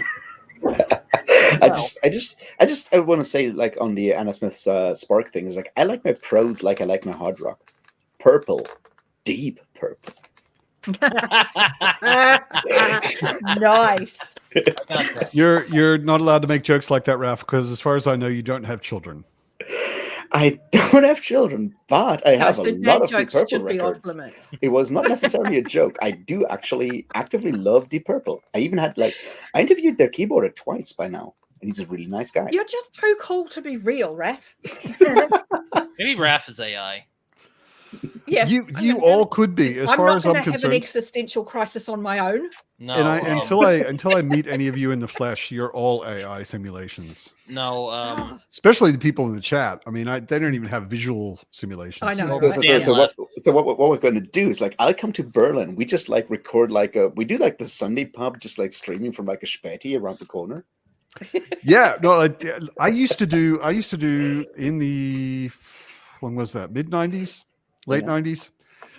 Me and a mate, he's German, I'm not. We did a podcast. And it was named after a beer made in Hamburg. It's called Podcastra, and which I knew Raf might find funny, but nobody else. There's a beer in Hamburg called Astra, and it's a local beer. So Podcastra, and we used to eat pizza and drink beer and talk shit, basically. And there were 1,000 people who would listen to us every week, and we were stunned. We were just like, I heard about this new thing, a podcast, it was brand new back then. And I was like, we could do a podcast. You don't need anything except 2 mics, or even just one. You know how they call 2 white dudes a podcast? Totally. And that was us. Yeah. Well, okay. I gotta. A group of teenagers is a headache. I have to. For starters, I just saw that Raph put in celebration of the death of BookTuber's epic fantasy on his YouTube channel. But also, I'm reading some books as well. I'm kind of sad Dan left because I did want him to see this, but I am reading Power of the Dog right now by Don Winslow, which is nice. Really good. That's not news. You were reading that last week. Yeah, well, yeah. You just started it, I think, last week. It's really it's all right. I was reading my book. Pretty good. It's basically like if James Ellroy wrote about the Mexican drug war, or not the Mexican drug war, our drug war. Good stuff so far. And of course, Alicia will know. Kitty, please get out of the way. Please. Cat ass. Yay. Out of the way. I'm going. Mine's to, sitting I'm behind my still camera watching. me. reading Jonathan Strange Mr. North. I will read. Cool. I will finish this damn book if it's the last damn thing I do. So The you're not whole, liking it? the whole part in Spain when he's like doing war stuff is really boring. The rest is pretty good. Are you not enjoying? No, Doctor no, Strange and Mr. Norrell? no. I'm liking it a lot. It should. Oh, You okay. know, there's It's like when I I read did not get Homicide. that vibe. It's like when I read Homicide by David Simon last year. Like, it's a really good book. I'm really enjoying it, but it takes a lot of energy to where it feels like you're in like a war or something. But it's with a book. But I'm liking it a lot. The attention to detail in this book is insane. It's banana pants. I'm in I the know. part where I he's know in some Portugal. just to maybe relativize what you said a little bit. I know a number of veterans quite well, and I'm pretty sure reading that is not like being in a war. Well, No, that might be a little hyperbolic, but Pretty yeah. sure it's a little bit more fun. no, it is. Wait, I'm being in a really war is liking more it. fun, I though. really like how she does. No, magic. I think reading is probably more fun. Depends on who you are in the war and what you have to do. But Yeah, I guess that's. You guys ever read The Hooligans of Kandahar? No, but what a great name. That's No, it. I never It's even heard of it. I read the things they carried, and that was Very a traumatic depressing. experience. Yeah, It's a very depressing book. Huh, It's a very good yeah. book, though. it's extremely good. I'm actually hoping to read that in November. Oh my god, The writing is so good. Terribly, impressively depressing, and it's Yeah. it's a harrowing experience to read it, which is Yeah. Wow. But it's a short book, and it's basically short stories that are connected. yeah. and They're, it's- they're not it's they're not like so just a short story collection. They are all sort Mhm. of connected in a way. So a fix-up Um, novel, if you will. No, not at all. I mean, it was written to be a book, but they're all short stories, but they are connected. Yeah. Just not Yeah. like sequentially flowing into each other Mhm. like chapters or something. And it's all to do with the Vietnam War and the experience of the soldiers. And What is it Yeah. called? it's the things they things carried. carried. Okay. The main story starts like the title story starts with like listing just all the stuff that is like the basic kit for like a soldier in Vietnam, like how much Mhm. shit they actually have to carry. And then it Like, gets so a little much. metaphorical. Like that first story, man, that book starts off so strong. Like Yeah. it starts off with the physical material, and then I think Mhm. if I remember right, gets into more like the metaphorical Yeah. of what they're Emotional what they're carrying. things Yeah. they Yeah, that carried. trauma and, yeah. burden. Oh, And man. yeah. It's Yeah. so it's so I read it last year. I went to like a conference and I did like a presentation talk whatever on war fiction and how it kind of shifted from like realism to like surrealism and how maybe with the way that like violence in war has evolved over the last century, the fantastic is the most appropriate like genre to actually express the experience now that like technology has outstripped our like our language and our experience so far that we have to use like the language of the surreal and the fantastic to actually express. And that I compared it to what's it called Slaughterhouse 5 and stuff like that, and that's why I read I'm surprised I never had to read that because I went to school for journalism and we talked a lot about the Vietnam War and how it was the first war that people noticed. things they carry. Available When was on it TV. published? I I mean, try to how old remember is when it this? was actually published. I think it's like early 90s. Yeah, I Okay. don't remember, but I think it was 95 or 6 or something. Yeah. I'll put I it was Yeah, about I- to say, I oh, read that's it- not that long ago, and then thought, actually, yes, it is. Actually, yes, it is. I have those Actually, thoughts yes, it all is. the time, Derry. I think it's part of being our age. It's not that long I had a either. reel show up on my Facebook yesterday, day before, and Prince's "When Doves Cry" is 40 years old. Stop. I was laying there going, "What? No, Yes. what? Yes, unfortunately, it's true. No, I We are oldish. I just well, want I mean, to I say have that to face it this week. But, 40 Yeah. years is actually a really good age. You can be incredibly young when you're 40. I'll just leave that for Oh, now. hey, I'm about to leave my 40s. I turned 50 this week, so I'm like, okay, Happy birthday. thank I you. was having But such a yeah, good time in my 40s. Man, I know, turned I had a can't really say good it's- time in my I 40s. can I'll understand turn that, but 40 at the end of the month. So yeah. nice. No, No, the things shout they out, I have carried. not The read, things they carried, I did a Life is read Strange. along of that with Tori. Okay. And then because Philip Chase had already read it, the three Yes. of us did a chat Yeah. video about it. remember. if you're I didn't interested. visit 'cause I didn't Dr. know. Fantasy would has actually read non-fantasy. A Yeah. shocker. Dr. Fantasy has read He quite a lot reads of a lot. non-fantasy. Yeah. I mean, he's got his degree in English literature, and I'm Yeah. pretty sure that even today they don't let you get like a degree in English literature with English. Yeah, no. so- I mean, his description. big book is Beowulf, of course, which is Yeah. fantasy. But he knows of course, his in his stuff, studies, man. he read a lot of stuff that was not fantasy. Of I haven't course, read I Beowulf guess. since I was in high school. Me either. I had to read it when I was Never like read it. 15. Recently, actually, Dear Dr. Fantasy was with StoryTube. Yolanda Yeah, and I was about Carlos, to say Yolanda and Carlos And- read it last month. they read it because I they were blame their doing the month malignant of Philip. influence for me picking this book up.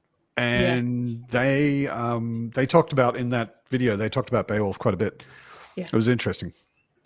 You know, there's a Beowulf, guy who gets it's bear a hugged by really Beowulf. fascinating book. Like years ago, like not years ago, like last year, when I did some like Tolkien research for like reasons that we don't want to get into.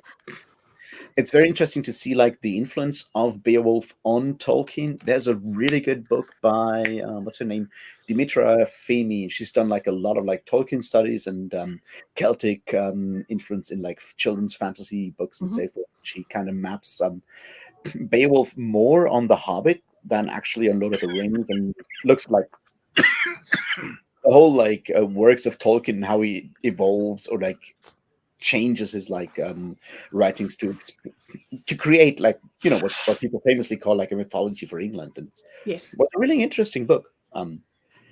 Just saying, like, Yeah, read academic books from time to time. They might be worth it. That's something Yolanda said, actually, because she's incredibly widely read as well. Yeah. And she was saying that it really stood out to her just how strongly Beowulf still impacts fantasy now. And, you know, I really should read it. There's an incredibly good Beowulf movie out there. It's called Beowulf and Grendel, and it's got Jared Butler as Beowulf, and it's very, very few like visual effects and everything. It's just filmed in Iceland. Okay. And the soundtrack is done by Hilmarsson, who is the high priest of the Azatru movement at the moment, and he's worked with like bands like Sigur Rós, and it's a very unique kind of very low special effects kind of movie. I'm very intrigued by this. About the Beowulf stuff. It's like from the early 2000s. It's like Jared Butler slightly before 300, and he's playing Beowulf in that. Yeah, while he was still doing movies Have you that seen that? were actually worth watching. Have you ever seen the animated? You said it Beowulf before I movie? could. The animated Beowulf, no. I The one with have- Angelina Jolie? Or- Yeah, it's so Yeah. bad. Don't watch it. I had to was watch it horrified by in high school after we read Beowulf. It was so bad. I haven't They're even like- read Beowulf, and I was watching that going, It oh, was no, so bad. no, this, no. It No. was so Yeah, awful. it's an experience. Is all I gotta say. Yeah, I Yeah, was but, offended, and like- I hadn't even read the source material. If you get the chance, watch the Beowulf and Grendel movie, because it's just simply by being this very, very like down to earth, just dudes doing stuff in Iceland. Yeah. Obviously, because like Iceland looks already amazing no matter what you do, right? It's like That's right. You don't have to do Sounds a lot like- to make it look. you know, Sounds like The anywhere. Northman, which is not that old. I mean, 2 No, years that's ago. not that old. That's got what's the name of it? Alexander I thought it was pretty good. Yeah, Though The I- Northman was great. Yeah. Yeah, no, I really Though enjoyed it. I think The Jerome? Witch and The Lighthouse are better movies from that direction. Jeroen, you're right. I still want to read that specific John Gardner Grendel. It's on my list of stuff. Actually, a lot of I gotta people get have mentioned that lately. I've I don't wanted to read that book too. I don't want to call it a TBR because I don't have a TBR, but it's like one of those things that I've been aware of for a long time, and Yeah, You should buddy read it, Raph. Even Herr Professor Dr. Fantasy said John Gardner's He translation is thought it was very great. good. Yeah. Yeah, I asked him hey, have you read Grendel by John Gardner? He's like, yes, I have, Britain.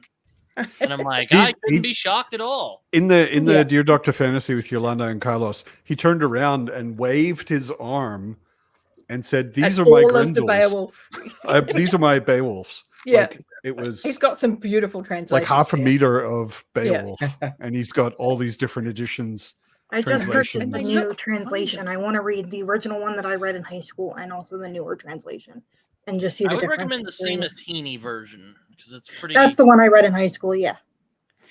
think like the main interesting thing about Beowulf for me is that it ends like it very much does the hubris thing that you see in like Greek tragedy as well. It's like he goes in to fight that dragon, right? Everyone is like, "Dude, you're too old for that shit," and it's like, "Nah, I'm not too old." And then he dies. It's like, "Yeah, it serves you right, motherfucker." It's like, Yeah. Well, I mean, like it's the part also where he it's also bear-hugs exactly named Dayraven to death. it's That's pretty also funny. exactly the best thing you could possibly do in his culture yeah, definitely. Yeah. is go Oh, out go out in fighting. glory, you know. Yeah. So Also, They I think were- they Tolkien- were- I think Tolkien Something did a like version that. of Beowulf. I think he translated Beowulf. yeah, which Yes. I've heard is not the greatest translation, but Philip was saying that Tolkien also wrote an essay about Beowulf, which is very good. Yeah. But this is all hearsay. I don't know anything. I read, same as Alicia, I read Beowulf in high school. I don't even remember which translation it was. I remember it was a pretty cool story. More interesting than a lot of the stuff we had to read in high school. But Yeah, that was like one of my been a long favorites. time. That and Jane Austen were the only two that I actually liked in high school. Matt, now that you have read like Guards and Men at Arms, you caught the Beowulf joke in Guards, right? I don't know that I did. When the monster hunters complain about how monster hunting isn't as easy as it used to be, and it's like, yeah, and he killed the monster and he nailed his arm up on the hall, like as you do, and his mum Yes. came and And his complained. mum came and His complained. actual mum came and complained. Yes.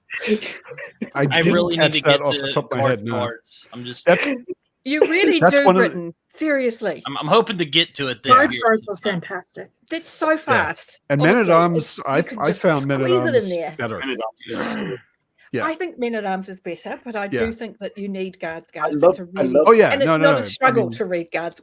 It's just as good. One No, of the best things about Men at Arms are like the opening death bits, like death in the beginning when he does the knock knock joke. And I'm like, yeah. Oh, It took But me. it- It took and me a you'll be- moment because but you believe in reincarnation, don't you? Yes. you'll be Then you'll Bjorn. be Bjorn again. Oh, it man. was just tears. I the gotta, first time I read gotta that. try some Pratchett. it Oh, took me a moment you because do, I'm not you really do. like Raf or Derry. I'm not a huge. When I do Discworld Guards, head. Derry, I'll I get you and Raph avoided- will hang out and talk about it. I yes. avoided Discworld for a long time because I had kind of a Matt. fantasy comedy aversion, and I started reading it. Like I read Gods last year, and when I read Men at Arms, it took me a moment to realize, oh, the all caps bit. Is That's his death character, Yeah, that- which he I haven't has- read. Right, I haven't No. read any of No, those, so I'm but not that's used to it. But when it popped up, I was like, "What is going on? This guy? Oh, he just died. This is death." Okay, Yes. I get it. It's Yeah. glorious. It's just glorious. Yeah. It's glorious. the It's main exactly thing- the word Chadia just used. I want to read. Excellent. I've only ever read Guards, so I definitely want to read more. Yeah, Oh, Men at Arms. Seriously. As it's a Discworld beginner, Men at Arms was. I mean, I thought Gods was really good, and I totally enjoyed it. But I thought Men at Arms was better, Okay. Yeah. so it's Well, worth it. the cast expands and we get more thematic stuff happening. Yeah. And so there's just more to sort of dig into. And there's But a lot of I get carrot, annoyed. and I love I'm carrot. sure Raph does too. With the whole, it's funny, and people are like, "Oh, it's just main- humorous." It Yeah, is I think so much more than that. I think like the main issue is exactly that people go like, "Oh, it's fantasy comics." Like, no, it is humorous, but it's at its core. Deeply Discworld meaningful. is deadly serious. Terry Yeah. Pratchett is very serious about what he does. He was Yeah. a very angry man, and Yeah. it shows. Yeah. Yeah, he's criticizing a lot of things through his Yeah. humor. Also, it's very smart. I mean, I would almost put Discworld Very on a smart. level with Gene Wolfe for things I knew that there was something to it that I just didn't get. Yeah. Like there were And bits where that's I why was the like, reread right, is amazing. writing something like that way. I'm sure it's a joke, but I don't. Yeah. There's a connection there that I'm not getting. You know. Yeah. And yes, it doesn't detract from reading. Like No, you just go, no, no. "Oh, I missed that one," whatever that was. But next time you read it, you might have read wherever that joke came from. Yeah. And so the next time you read it, you get different jokes. Mm. And I don't think I've ever reread a Discworld and not had that happen at least once. I only just figured out that the character in The Truth who is the dwarf Good Mountain, who has brought the first printing press to Ankh-Morpork.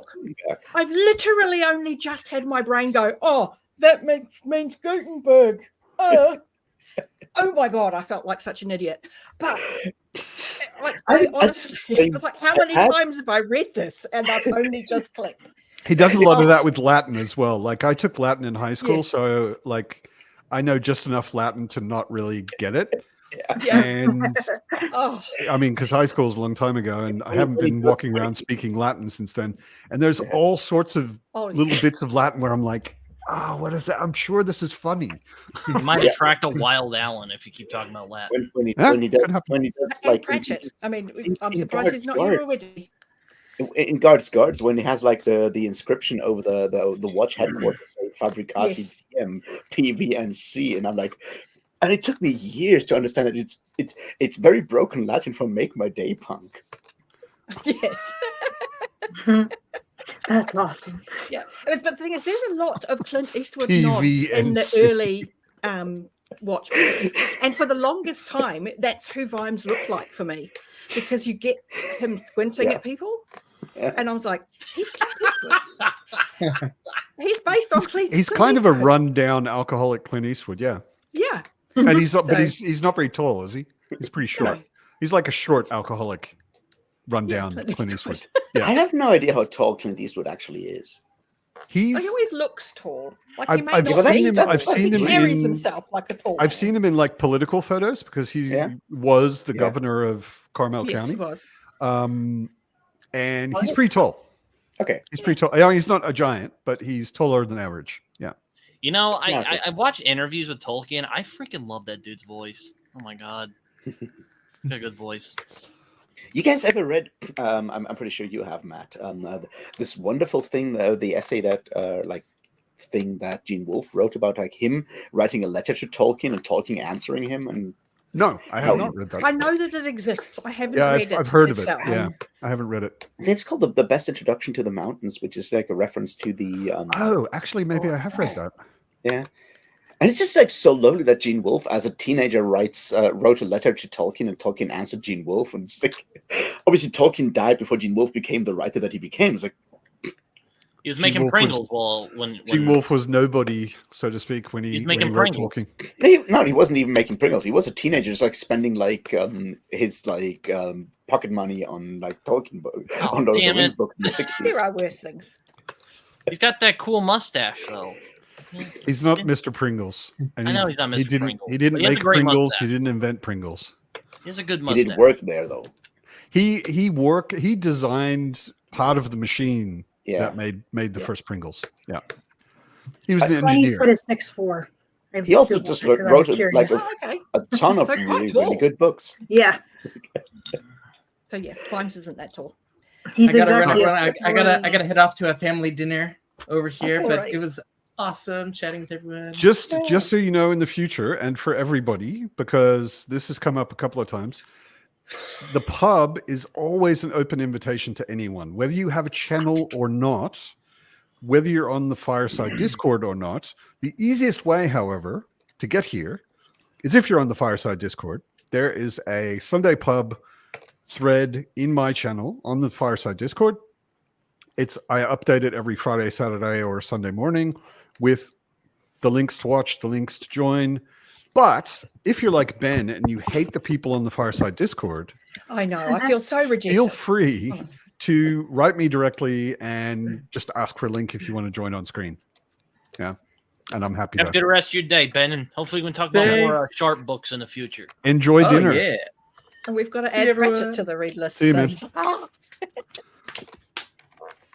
Yeah, I'm not. I don't really have a TBR, so to speak. I have a long list of books I want to read, but I don't have a plan Yeah. of when I'm going to read what. No, I don't Same either. here. I kind of literally just went through my mood. spreadsheet and sorted it by unread, so Like, I could. I don't. go, I don't "Oh, even have a wanna read spreadsheet. that one." I I have. want to create a Yeah. spreadsheet. I have a shelf, and everything I haven't read is on this particular shelf. And when I I have want to to do read a that book, 'cause I just go most- over to that shelf and stand there and like. I thought maybe- for My for unread me, are for on my me, it's Kindle, and it's so hard to scroll through a Kindle to search for something. So Yeah, every time I buy something, I put it on my spreadsheet, and feel like I just sort it then by unread. Yeah. For me, it's more like I have this. I always think of it like more like a solar system, right? Like I'm in the center, and there's all these books that I want to read, and they're sort of like They a all mental circle orbit. and- yeah. They're in a mental orbit around me, and they're like either further or out there because I currently don't think about them, or they're closer. Yeah. And like whenever I have a chance Somebody to read, I just like mentions pick it, what or- feels yeah. right close to me. And if someone mentions something, it may just like kind of switch from like an out there orbit to get closer to me because now Yeah, now it I'm will aware suddenly turn into a fiery Oh, comet okay. heading for your brain. Yeah. Yeah. Yeah, That's I like get how I do readings. But Raph, having said that, I don't have a TBR in that sense. Yeah. I do have a vague idea. Like I'm still in my Malazan reread, Yeah. and Reaper's Gale's next, and Ooh. it's a big chunky book, and it's also a hard book. There's a lot of hard stuff in it, like most has Malazan. some weight to it. Well, no, there's some heavy things that happen, and I've got for sure a Discworld book after it. Whenever that happens, You're gonna do Yay. feet up, right? yeah, Feet of clay. exactly. I just recently, actually, last week before, bought all of the rest of the City Watch in those nice hardback editions. One I thing would that's really search. weird, What's which that? I do not understand, like What's they're that? these nice trade paperback sized but hardback with really nice covers and everything. They're awesome, and all of the smaller ones have a bookmark ribbon. Nice. There was a change from But there's the publisher. bigger ones, but it's only two of the bigger ones, which is It was a Elephant. change in the publisher. Okay. Where they I'm just trying to think who it used to be in Galance. It was can a have a part look. of the agreement that when the sale went through, it didn't change the covers of this set of books, but I'll grab them. that was Wait the just a sec. point at which the ribbon stopped being added. Just I'm still amazed by how how cheap they are for like the quality they have. I know they're the same price here as the paperback. They're were cheaper. shipped to where I live. They're unfortunately. cheaper than some of the paperbacks in Germany. Yeah. Wow. I don't understand it. Like a couple of euros, but still cheaper. So Jingo, I just bought myself. that is a beautiful copy, by the way. they're Nightwatch gorgeous. and I Lords love and these. Ladies. It's a whole series, and I've got Yeah. all of them now, or all of the City Watch anyway. Yeah, the only one like they haven't with done nice is obviously foil. The Last Hero. So And so Yeah, that there's that one with bookmark ribbon because it's this thick. And then Nightwatch. it's It's huge. also- It's 500 pages. also I just pretty. bought that one. Nightwatch it's is one thicker, of my favorite. No It's- bookmark ribbon. The Nightwatch Fifth is Elephant, so fucking also good. gorgeous. That is a beautiful cover. Same sort of like edition and everything, but no bookmark ribbon. Yep. And this is But they're double beautiful day. and naked this is double hardcovers. They day. are. Yeah, That you're one- right. Okay, so this is Glance, and these are double day. Whenever you start reading That's what it is. Nightwatch, you will just read it in one go. It's very You hard to will. put. It's That's why really, you- really that's good. why You need a bookmark for that one. That's why they left it out because it's a book to read in You one can't sitting. stop. There's no I bookmark. think Nightwatch is one of my favorite Discworld novels. yeah. It's probably one of the darkest Discworld It novels. is one of the darkest, I Very, think, very- and it's the most focused on a single character. It's a darker, moodier oh. cover as well. It's very dark Yeah. green and purple, and Yeah. It's It's- such an amazing story. It's very much like a very angry anti-fascist meets the Glorious Revolution kind of book. Yeah. It's really good. okay. It's really dark. I look forward to it, And it's but I've got also a few hilarious. to go before I get It is there. still very hilarious, but it's very very. It has a focused. lot to say. Oh yeah. It has They a lot to they say. are gorgeous editions. They are. I just had to. I always get in That little this. splash of foiling on the cover just makes it Yeah. feel something special. I always get this little. I mean, this is not the reader part of my brain, but the collector part of my brain. I always get this little slight panic that if I leave it too long to get a series in the same edition, then they're not going to be around. So I bought, like, when I decided I was going to reread Realm of the Outerlings, I bought all 16 Yeah. in that sort of parchment kind of Yeah. edition. And I just recently also, I'll get these as well because they're gorgeous. Honestly, Those I'm hardcovers slowly ship buying where I myself. live. Oh, really? Yeah. Oh, that's really sad. And it makes me, because all I can get is those like weird size paperbacks. Oh, with the little strip of color down the side and the Yeah, and I don't like it. And I'm They're just not like, very nice looking. why won't you ship to me? Yeah, that's really weird. I recently read Katsuo Ishiguro Never Let Me Go, okay. and I loved it. It's And I so thought I want to read everything. I want to read all of his stuff. And the UK editions of these are so beautifully done. They all have like a square picture on the cover, which is very simple and minimal. The typography is perfect. Oh, nice. I'm the only kind of typo nerd probably on BookTube who cares. And then But they've it's got one all of of those these things we don't realize that we do pay gorgeous attention to. colors, and they're not even a series. They Yeah. just did this because it's one author. And I mean, I he like won a that. Nobel Prize for Literature and a Booker Prize, but yeah. They look like Yeah. Radiohead album covers. Really? A little bit. Actually, a little bit. little bit. I can see it. Okay. I don't listen to Radiohead. I'm a primitive person. I listen to weird punk rock. No, it's not primitive, Raph. It's in touch with your primal self. Oh, I suppose that does make it. In touch with your inner caveman. The thing is, like, seriously, like, He's wearing a T-shirt that says "Primal" on it. So. Well, okay. Raph's a I take it barbarian. What are you guys talking about? The thing is, like, I've been listening to jazz before we came on. Like, there's this wonderful, like, weird jazz big band from Germany that has captured me for the last month or so. Really? It's absolutely fucking insanely impressive. It's sort of like it's a jazz big band. So, like, you know, lots of brass and like one guitar. Like the singer is I'm playing sorry, guitar. I'm just still in shock that Raph and jazz are happening at the same time. The thing is, because like what she's doing doesn't with her fit the image. Is it really doesn't. Oh, I contain multitudes. I'm sure. Like, the interesting thing is, like, I'll share a song later on the Fireside Discord in the music channel. It's like it's a jazz big band that use a lot of like 70s like weird prog rock rhythm stuff and adds some weird electronica from time to time. It's absolutely fascinating in all kinds of weird ways. I live with my best friend, right? And she's very musical, but she'll listen to anything.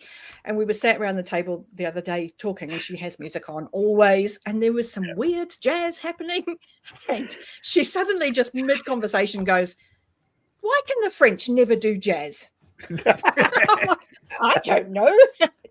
She's like, they either do it really well or really badly. They're too white. I'll share a song from that big band on the Fireside Discord in the music channel. The other thing that I'll have to connect you with my boyfriend, Raph, because he listens to like all the stuff you're talking about, and half the time I'm lost. I'm like, you're talking about it, and I have no idea what you're talking about. I love that you're passionate about it, but I have no idea what you're talking about. The other thing that I've been very passionate about for the last month is it's a German punk rock band, and they have a song called Bier Sachverständiger, and I think maybe Matt is the only one who understands why it's really funny. Try and explain it. So the band is called Ersatzkopf, which means like replacement head. Okay. And the song is about him becoming a professional beer expert because he wants to make his hobby his job, because he obviously can't take any other job, and it's that sounds like a perfect song for you, man. It does kind of. It fits. I can see the appeal. The fun thing about it is it's a punk band, and they have like a lot of other really fun songs about, like, you know, typical punk stuff, being drunk all the time and being incredibly antisocial and so forth, which is good. But this one is fascinating because they take like the sound from like very specific modern, like weird, like very synthetic sounding power metal with like lots of like 80s synths and like very cliche kind of all of that stuff, and turn it into a song that's all about getting drunk all the time. And it's very difficult to explain why it works so well, because you kind of have to both know current power metal and understand German, which is a very, very niche combination. It's like, I was going to say, nobody like- here, basically. it's just like really, really funny because the rhymes are incredibly bad. It's like, ich werde Bier-Sachverständiger, ich mache mein Hobby zum Beruf, oh yeah. And they rhyme oh yeah because otherwise it doesn't rhyme with Sachverständiger, which means expert in German. It's really, really good in the way that it is really, really bad. It's Okay. it's terrible. There's actually an Australian band Mhm. who you might or might not like, who sounds that weird. Yeah. They're called Tism, Okay.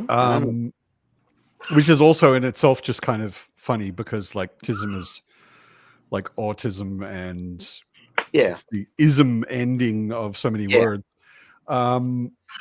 And they just do totally silly but very poppy kind of Yeah.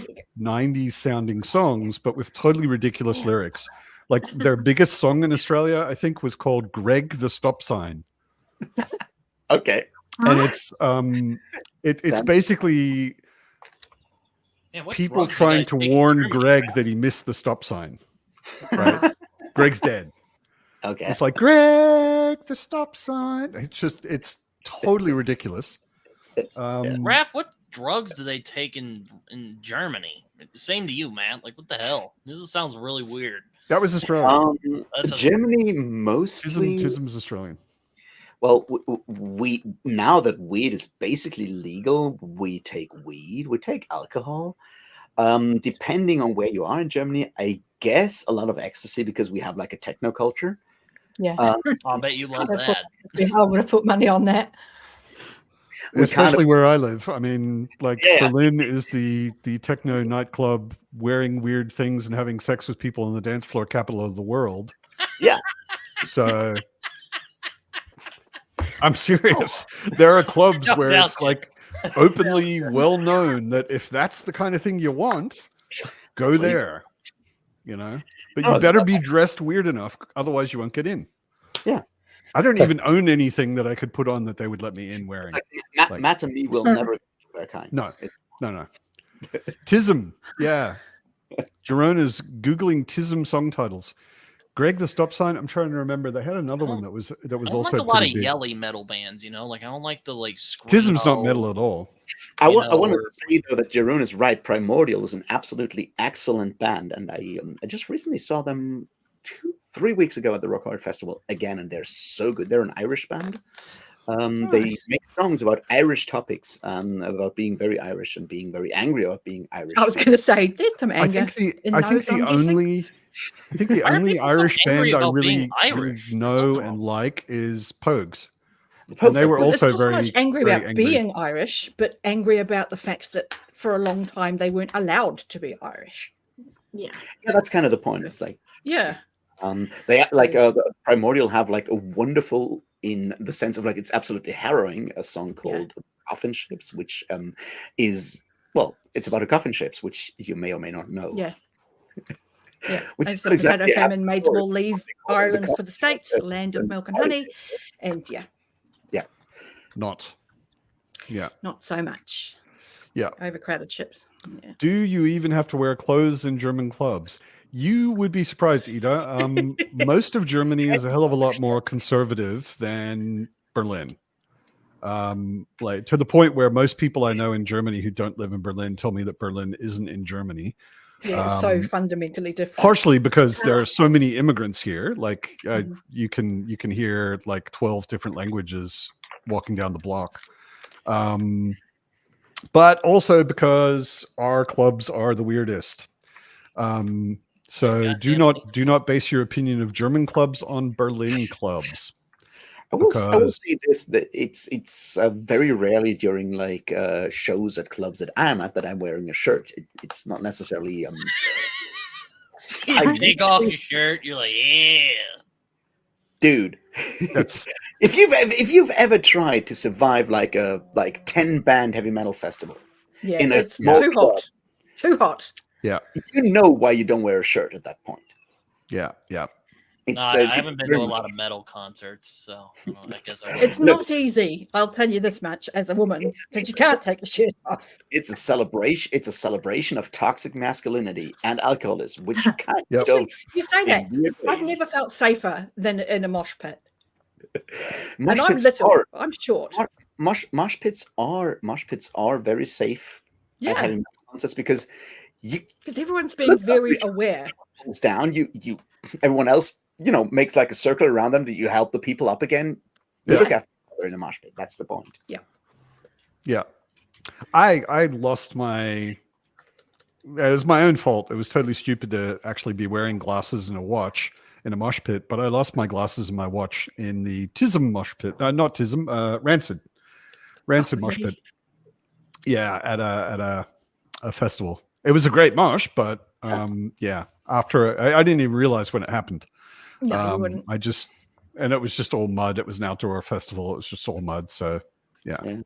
I think one of the best mosh pits I ever had was actually at a Bad Religion concert, because that was a very friendly, high energy, low violence mosh pit, but it was like 90 minutes of like nonstop thing. I've never been like, I could wring out my shirt and it was like dripping at that point. It's like, All of Germany has had its reputation tarnished by Berlin's weirdness. Yeah, that's actually probably mostly true.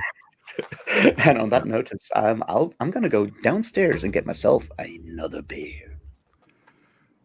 Beck says she once got her nose broken at a Blind Yeah, I Guardian was show. going to ask if any of you Wow. heard Blind Guardian, because I've listened to Cry for Tanalorn. That song actually that song, it's a bop. I have thoughts on Blind Guardian. I will tell you all about it when I come back with a new beer. They are without Blind Guardian. I can do that without Blind Guardian. I'm a independent. You know what I mean? It's got randomly added by somebody on Discord. So, pray for me, ladies and gentlemen. I was in a Rage mosh, not at Woodstock 99, but Rage played. Where was that? I'm trying to remember. Was it Sydney or was it? I think it might have been Richmond, Virginia. That's And an interesting place. Okay. and no. It was in Australia. It was in Sydney. It was because I remember it was one of my friends went with me, and we came out and we're both really big Rage fans. And he just looked at me afterwards and he was like, Zach, who's the lead singer. Are you talking about Rage Against the Machine? Yes. He said, Zach hates all of us. I was like, what do you mean? He was like, oh, I thought he would like his fans, but I really got the feeling that he hates us as well. I think he spat on me. Oh, And I was like, yeah, I mean, I'm not, it's like Rage Against the Machine. I think he's just like, I think he does hate everyone. That's kind of what he's there for. I'm not I've never too really surprised. been a big Rage fan. Oh, I love their stuff. I do too. I grew up on it because my dad listened to it. Yeah. It's like the edgy, like, And I'm probably as old as your dad. Do what you tell me. I was a whoopsie child, so you might not be. My parents had me very, very young. So Like when he goes, "Fuck you! Don't do what I tell you." You know, that type of shit. I can't do that. Like I work out. That's the stuff I work out. that's one of my favorite parts. Yeah. Yeah. That's the best That's part. an incredibly That's what I'm cathartic raising. thing to shout. Yeah. Exactly. Like then again, I'm not really into like punk. So there you go. That's not really. Okay, clearly you weren't traumatized enough. It's Probably more you have to Rage carry a lot is of- more what I yeah. would call post-punk. Yeah, But they're not exactly punk. I like No. jazz and like classic rock. Like I mean, I love classic rock. I've certainly chilled out more as I've got older. I but- like that's the only thing I listened to in the fucking 80s, because 80s they only produced garbage music. And all my Yeah, friends it's were very listening to fucking don't Flock of on the Seagulls and Duran hairbands. Duran. Don't. Hey, Oh. Bon Jovi. Jesus. Bon Jovi's from my home state. Chill. no, you can't. Everything not on the from the hairbands. 80s. The Oh, hairbands shit. were okay. In the 80s, the only thing I was listening to were 60s and 70s music. I mean, I Because I still was do just that like, too. this is the decade to just skip. now, Bulls on Parade isn't bad. I do like that song. And rap. I was Yeah, I listening to grew rap up in on the, I grew in up the on 80s rap. 80s as well. Yeah. I do like That's- hip hop a lot. Like 80s that's 80s like rap good was angry okay because it was angry, but like everything, all the like neon colored pastel jackets and like, oh god. We don't like Queen? What's wrong with you? Queen was all right, Everybody but loves Queen Queen. Queen is not really an 80s band. I mean, they Oh. were No, playing in that's the not. 80s, but But they're they're not an fantastic. 80s band. No, they're a 70s band that made Yeah. it big in the 80s. Yeah. You know, I'm playing. And they weren't GTA playing 5. that Although typical you can say 80s they They were- music. were they were Def Leppard as rediscovered well. in the 80s, I guess is the right term. Yeah. Yeah. You know, I was playing GTA 5. I've been playing GTA 5 again recently, which is another reason I haven't been reading too much. But out of all the fucking Queen songs you could play, you play the freaking annoying one. You play Radio Gaga. Are you? I fucking love that kidding me? song.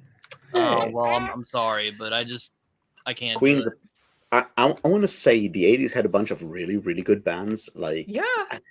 I've seen Like? Europe live, and they absolutely fucking slay. Like Europe's, like even the Final Europe, Countdown Def as an Leppard. album is absolutely brilliant. It's got so many good songs on it. It's late it's 70s. fantastic. Some of the Foreigner albums are brilliant. Like Brilliant. seriously, Foreigner is so good. My dad Uh, loves Foreigner.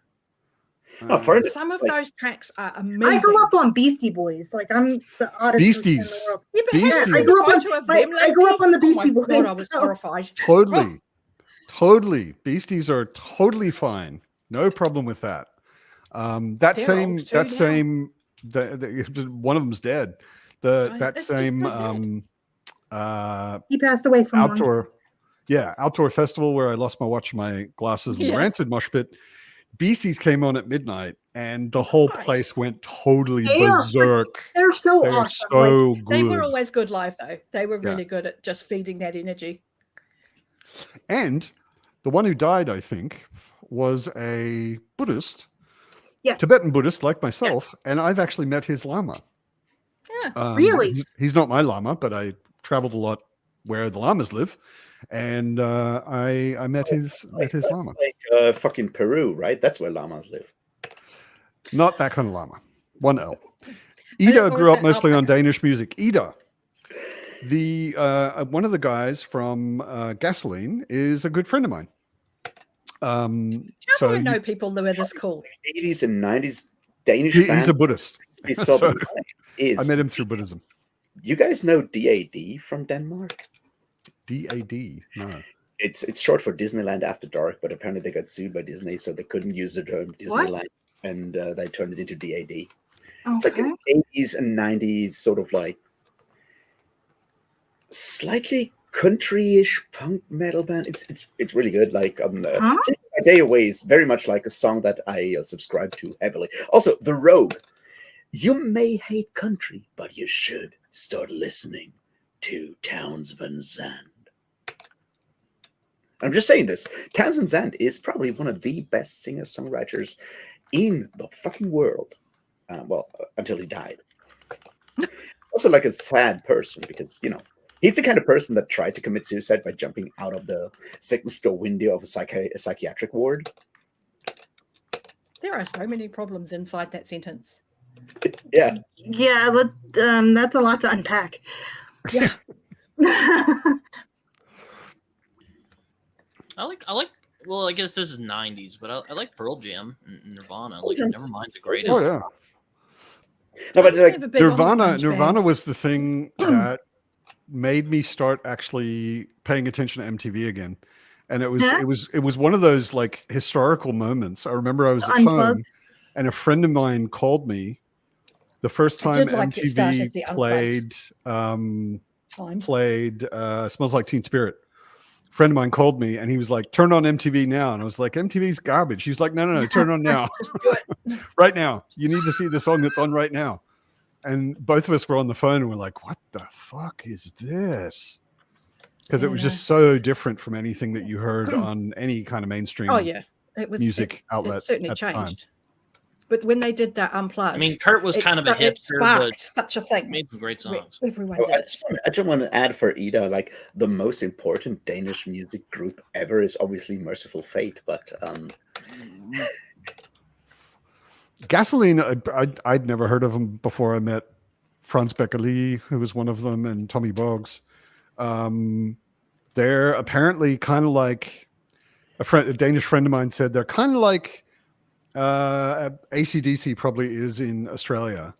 It's like everybody knows their music. Okay. Every party you go to, something by They're them just gets standards. played. Okay. Yeah, but they're old. So they were like 70s music, I think. Max Garfield, but- Stevie fucking Nicks. Yes. Oh, love Stephen. I do love Curtis Mayfield a lot. He's really The Police is good for sure. Stevie Nicks, absolutely. Stevie Nicks. Yeah. What a goddess, man. Anyway, Yeah. like, talking go- about the go when to- Led to when Page and Plant did Unleaded. Oh my god, that was amazing. Go listen Unleaded. to Townsend Van Zandt though. That's a kind of singer-songwriter that makes Johnny Cash sound happy. Oh, I like Johnny. There's okay. an Interesting. there's an amazing live record from like the 70s, and he's playing, and he's done doing like a break within the show, and then like the audience can ask him questions. Someone is like, "So why are all your songs so sad?" And it's like, "My songs aren't sad. My songs are hopeless." Isn't that the same damn thing? No, No, sad not is exactly. a temporary state of being. Hopelessness is Hopeless includes sad, but it's bigger. It's worse. just very like involved. Yeah, hopelessness makes you sad. like sad is That's a- transitory. Yeah, exactly. Sad is trivial compared to hopelessness. Yeah, like wow. But Okay, No. have a Jimmy. good night, Jimmy. Enjoy dinner. Nah, Jimmy. See you, Jimmy. Oh, Townsend Zandt, like weird shit though. Like he died in like a trailer, like obviously liver failure and everything, as you might after a career as a country singer for like 50 years. if you're on the road drinking a lot, then yeah, that's going to happen. The thing is, like shortly before that, he had, and I think it was Bob Dylan. It might have been one of the other like really big guys come out. Yeah. This trailer and go like, hey, let's write some songs together. And they wrote songs together. And at the end, Townsend Center was like, no, this is sounding way too commercial. Let's not do that. You have the ball, just go like, this would make me millions. You go, nah, fuck it. I'll just like Let's stay. not be Yeah, I don't want to actually. Yeah, I'm okay with where I'm at. I Yeah. respect it a lot, and like his both like Our Mother the Mountain and the late great Townsend Zandt. He wrote Pancho and Lefty before it became like he's the one who wrote that song before it became Really? Yeah. Townsend Zandt is the guy who wrote Pancho and Lefty before it became a hit. Wow. Okay, didn't know that. Yeah, now you know. He's that guy, and he's got songs like Waiting Round to Die, which is really good. Obviously, He's got a song feel called good song. he's got a song called The Silver Ships of Andilar. It's like early 70s, late 60s. And it's like very epic, and it talks about going to Valinor to defeat the High and Mighty King. And it's Oh, that's very Late- Tolkien-esque, isn't it? it's also That's what I was thinking. You Yeah. know, I always wonder what Tolkien would think of all the metalheads who've like, you Oh, know, he'd have been, loved like- it. Oh, I can Led tell you what he Zeppelin would have album that thought. was He all would have about- hated it. Yeah. you know, He just didn't- like He didn't even like that he had fans.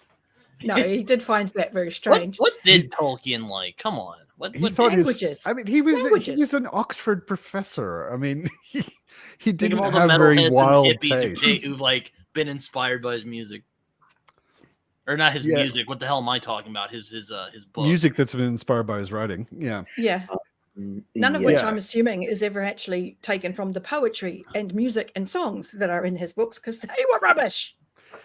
Yeah. Yeah, I'll There's- admit it. Sorry. I'll admit it. Poetry is some of the weaker Sorry. parts of. No, I Those appreciate are it. my least Because I favorite feel the parts same of the exact book. way. I'm like, oh my god. Well, there Like, is really? I so- don't need a 4-page song. there's a sort of black metal band called I gotta check. I think they're called Eldamar, but I might have to double check. And they just like made songs out of like the poems and songs. So they have a song called "Ho Ho Ho to the Bottle I Go," and they have a song called "The River On." What? Oh my god. Oh. Yeah, I did a little research on this. I did a video a while ago on I think it was that video on pre Daniel. Tolkien. Hmm? What are you laughing at? What did I miss? Daniel's coming. Huh? Is it Daniel's what commenting Daniel in the said? chat. Oh, sorry. Oh, Ah. I'm preparing right now actually to Ah. support Tori through the Old Man Willow chapter of Oh, okay. Fellowship of the Ring, because she said she's tried. I think she said she's tried to get through Lord of the Rings twice, and Yes, she I don't think she's DNF'd got past that yet. DNF'd at Tom Bombadil both times. Yeah. I love Tom Bombadil, and I just I read also- it last year. I also love Tom Bombadil, but I've a lot of had to people hate learn Tom how Bombadil, to like- and Tom And, Bombadil like- is really cool. I've narratively had he to doesn't learn actually to make think any it's sense. a portal fantasy inside a fantasy. I can Yeah. tolerate it if The I thing- think about He it. doesn't make any sense narratively. He is a speed bump. He's a really Like, weird There thing. there is no reason But for him is to he a be good there time? Yeah. other than Tolkien thought he was cool. Tom Bombadil is hippie Väinämöinen from the Kalevala. Yeah, I mean, it's in terms of what the world is and what he represents. I mean, it's incredibly valid to the story and it does actually do quite a lot. But in terms of reading It doesn't do as- anything for the without story. any of the meaning, you're It just doesn't like, do anything "Eh." for the story. It does a lot for the lore, Yeah, right? But like if he hadn't been in the story and they had just bumped into the Barrow without ever meeting him, it wouldn't have Yeah. made any difference to anything. No. None at all. They wouldn't have like a get out of Barrow free card otherwise. No, they wouldn't. That's and they, true. You know, That's therefore true. wouldn't have the swords. I'm gonna But try Get to out of Barrow on free. one small light that I have on this balcony because I'm sure that you can't see me anymore because it's so fucking dark. Yeah, it's it getting has pretty got dark. there. Yeah. Although the sun's finally coming That's out why I here. shut the windows because it started raining here and got really dark and you couldn't see me. Balcony I can switch on. Otherwise, I'll just like have It's been very dark here. The He's sun like came up spirit. about an hour ago, but it's He's like cloudy Curtis, and like overcast. start lighting fires and sit in like the flames of my desolation. Give me a second. Yeah, but Tori's gonna. I mean, she read The Hobbit recently and actually loved it. Yeah. Which is great. Good. I was so I happy. actually like The Hobbit more. That's probably a hot take. No, I think you'll find a lot of people feel that way. If you I mean, ask me, I it's a still hot take. enjoyed Yeah. it, like everything else, but Yeah. out of all In terms four, of I it love being an The easy Hobbit. read. It's certainly an easier read. Yeah. Yeah. It's a very it's much shorter and it's written kind of for kids, so it's definitely a simpler read. Though I have to say, No the audiobooks done by Andy Serkis really did. Oh, so good. Oh yeah. Oh, Yeah. don't get Raph Really started did on help. that. He'll start going off. He made a whole video about it. About what? Audiobooks are Raf's life, so he has Well, yeah, if anyone's got a a right bit to more- have a go. a bit more opinion about audiobooks than most We're just people. talking about Andy Serkis, the great motion capture actor. He's also pretty good in live action too. Yeah, but that's the point. He's an actor. I mean, obviously, I'll not go into detail about like what, because I made that video. But I think my point is not that he's not like a really cool guy and he's got like an amazing voice, but it's like by doing the thing he does, he reduces like the imaginary space by making it all about like the voices from the movies and so forth, and that kind of reduces your imagination. I just had a thought, Raf. Yeah. I'm gonna send you a gift audiobook Okay. because one of my favorite authors, who isn't a fantasy or science fiction author at all, Paul Okay. Auster. Paul Yeah. Auster insisted on audiobooking his own books himself, That's cool. and he has it adds a certain amount of texture to the books because most of his books, not all of his books, but most of his books are set in New York, and they're very Yeah. New York books. And Yeah. he's a very You're he's a very speaking my New language. York. He's a very New York man, Yeah. or he was. He died recently, unfortunately. Mhm. And he does not perform the books. He just reads them. That's good. Neil Gaiman does that. Yeah, Yeah. it's just like you're Well, sitting Neil next to him Gaiman and he's does, reading the however, book. perform because Neil Gaiman has a very performative attitude to like everything he does. Really? Okay. Maybe the I mean, audiobooks by- helped me by- more because I'm not a visual reader. I don't know. Oh, okay. That's why. Because I do. I don't get how that works. How is someone not a visual reader? Well, I actually recently found out it's like a brain condition. It's called aphantasia. Yeah. Aphasia. Aphasia, Yeah. right? Yeah. Aphantasia, Is it aphasia. Joanna I don't know how it's did a video on it? No, properly. it's aphasia. It's Yeah. it doesn't have the Aphasia. It's aphasia when you can't actually imagine stuff Yeah. in that way. It depends Yeah, on the Joanna, author for me. A few The months hell, ago. Raph, you smoke? I rarely smoke. So the thing is, I bought this packet of very specific cigarettes for like a thing that I didn't do last year, which is they are French cigarettes. They are not. Oh my God. They're not Gauloise, they are Gitane, which are the cigarettes that both Gitane. Gitane, which is the cigarettes that Jean-Paul Sartre and Simone de Beauvoir and Albert Of- Camus smoked. Of course you smoke those. And I just checked because I was a little uncertain, and this is one of the rare cases where Raph is wrong. Aphasia is a thing, but it's Mhm. not the thing that we're talking about. Aphantasia is where you can't imagine visual things. So what's aphasia? Aphasia is, wait a sec. Aphasia impacts your speech and how you Oh, okay. write. Oh, Okay. isn't that what Bruce Willis has? I don't It know. might I be, haven't talked to him actually. in a long time. I thought he just has like general like dementia at this point, doesn't he? Yeah, he's really It's a struggling. sin. Which is Don't sad know. because Yeah. I kind of liked him. I mean, Yeah. hey, I'm not judging you for smoking. I just didn't know you smoked. But I once think again, those of us of a certain age, we've done most things. I bought these cigarettes last year for like actually as props for the still not made Brandon Sanderson video. Oh, okay. Of course, it totally makes sense. No, because so here's the thing: like the Brandon Sanderson video that I'm working on does have a couple of parts where I talk about very specific parts of philosophy, including Guy Debord's situationist French philosophy and Adorno and Horkheimer's dialectics of enlightenment and stuff like that. And my clever plan was to actually switch between me being the usual like metal shirt wearing beer drinking dude to a philosophy raft where I wear a black turtleneck and the beret Yes, the and drink beret, red yeah. wine and smoke French cigarettes. And that's why I bought those cigarettes.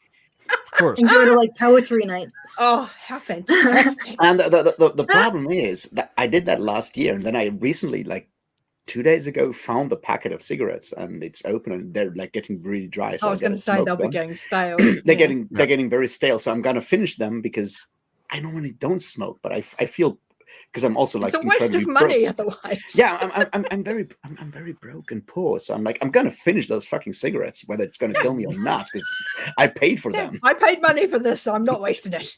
Yeah. That's why I'm smoking these cigarettes. I'm normally not smoking. I smoke weed from time to time, but that's it. Yeah. Which is No, legal that's in a Germany. mindset. It's not Yeah. here in New Zealand, surprisingly. And yet there's a very healthy, growing culture. Now we just legalized it. We just Yeah. legalized it. I don't know, 2 months ago, like 1st of April. Wow. In Australia, or at least in some places in Australia, I know in Canberra, it's It's been decriminalized. Which isn't the same decriminalized. as- Yeah, it's not not legal, but illegal. it's decriminalized. So if Yeah, you have it- a certain small amount, They're like you can get misdemeanors fined. rather than, yeah. Yeah, Yeah, exactly. so but if you have that's- above that amount, it's a dealing still a crime. amount, and then it's criminal. Yeah. so Yeah. that's why I'm Exactly. smoking cigarettes. I do actually own a pipe, and I've smoked pipes before because I am planning to become a wizard as soon as my hair goes grey. Excellent. I I had a, imagine you more as a barbarian, Raph. No, I like the thought Were of you- this. were you- being Professor being a Rath thing. barbarian is something you do when you're With the young, While yeah. you and then you while mature into being Although- a wizard. Although There's- you Don't haven't you know met anything Cohen, about so- fantasy, Britain? No.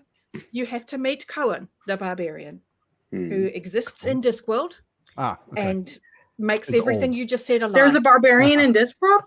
Oh yeah, he's There called is- Cohen. There has to be a He's called barbarian Cohen. at some point. He's called Cohen Cohen the the Barbarian. barbarian. The interesting He thing, has though, diamond teeth that he's taken from trolls. and this is interesting though, Derry, because I just read that essay on the Crying of Lot 49, which I've read like I don't know 10 years ago, so I forgot Yeah. most of it.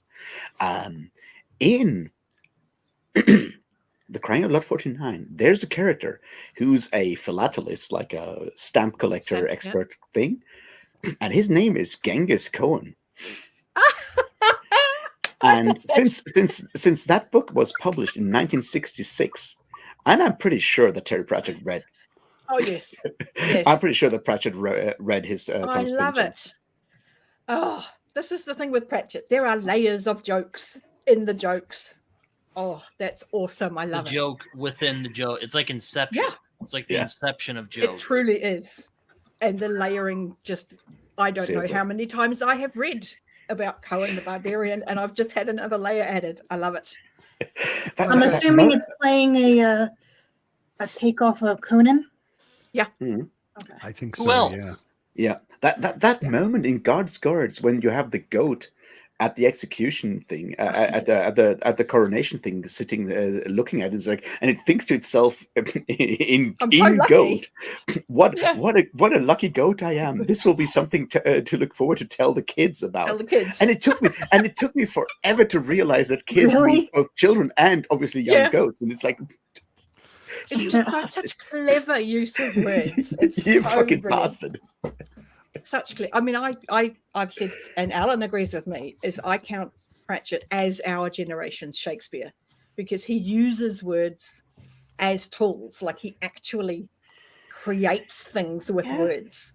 And I just, he's so good. There's like layers of Pratchett stuff that are so amazing when he uses language to tell you a visual joke, and you have to imagine what he tells you, and then you get the visual joke that he's making, and I'm like, wait.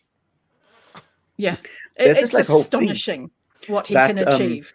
There's like one scene at the end of what's Feet of Clay. Yes. There's the final. Awful. God. The final talking to the priests. The final battle of like the thing near the end. Oh yes, going back. Yep. Mirrors the entire final battle scene of Terminator 2. But you only know if you read like the descriptions and visualize the descriptions, and you have seen Terminator 2, and the way he transfers like switches, like uses God, it is too. Uses written language to then make a visual joke is super fascinating to me, because you sort of transferring mediums in that regard, and that's just like really, really difficult to do, and like really impressive. Oh, he understands how to use media in a profound way, and how the spoken word is different to the written word, and he uses the homophones a lot, where he'll use one word that sounds like another word, but he spelled this way, and yeah, but even like by using written language, which is sequential, you read it, and then he makes a visual joke by writing, and I'm like, that's clever, because you only get it if you then go and try to actually visualize what he's writing about. Yes, but he also just does things because they are funny, and the way that he uses the words create something that isn't what he's saying, but works with what he's saying. And one of my favorite things he says about one of the women in the series, she's quite a large lady, and he calls her highly gravitationally attractive. And there's just something about gravitational and attraction and the sense of shape and size that goes with those words. And the feeling it gives you about the character, and being very earthy and being very real, and like in like it was said that people watching Lady Sybil's Bosom would know and understand about the rise and fall of empires. Yes. I'm like, so much just beautiful use of language in his books. But like praise there, Derry. Sorry? I also like. I said that's some high praise there, Derry, about it is Pratchett. But Pratchett is incredibly clever. Loved as much as Hobb for me. I cannot choose between which one I love more. They're totally different, so I refuse to compare them. But I love them as much. But like, what is like the thing that, like, at the core that makes them both so good is you can tell that both of them are incredibly good observers of like human nature and human behavior. Oh yes. because Pratchett has that. Like, there's these like small bits where, like, within like the fun thing, and he just like has like a throwaway line, and suddenly he completely just like Oh yeah, tears you down. he Like, pokes you in the bubble, and you're just like, oh, actually, the thing I'm laughing at is actually really, really tragic. And, there's this I one shouldn't thing laugh at that. in Weird Sisters. It's one of those things that like absolutely hit me, and it took me a while to understand it because I'm a terrible person and all that. Like, this is one thing in Weird Sisters when Nanny Og and Granny Weatherwax are sitting down with the actors, Vitalis, If right? I'd had to buy you, you wouldn't have been worth the price. Exactly, and Yeah. and they're having that conversation about giving those actors Baby. the child, and it's in a throwaway line. It's like, yeah, and he looks at her, and that's when they understand that, like, Yeah, they it's never couldn't have. said overtly. They could. He makes it like in like very few words, like very clear that that couple couldn't have kids, Couldn't and have they didn't know children. before, They and tried. so they're very They happy to adopt the child. It's so touching because it's suddenly it's like so raw and so human in a moment. Yeah, it goes from being just a really awkward conversation between two witches trying to figure out if these people are safe to leave a baby with, and then there's this moment of beautiful intimacy between a husband and wife who are just sat next to each other counting money, like they're not even looking at each other, and there's this moment of stillness in them that Terry Pratchett is able to show you, where there's been an emotional chord has been struck, and there's an understanding in that moment of exactly what's being said.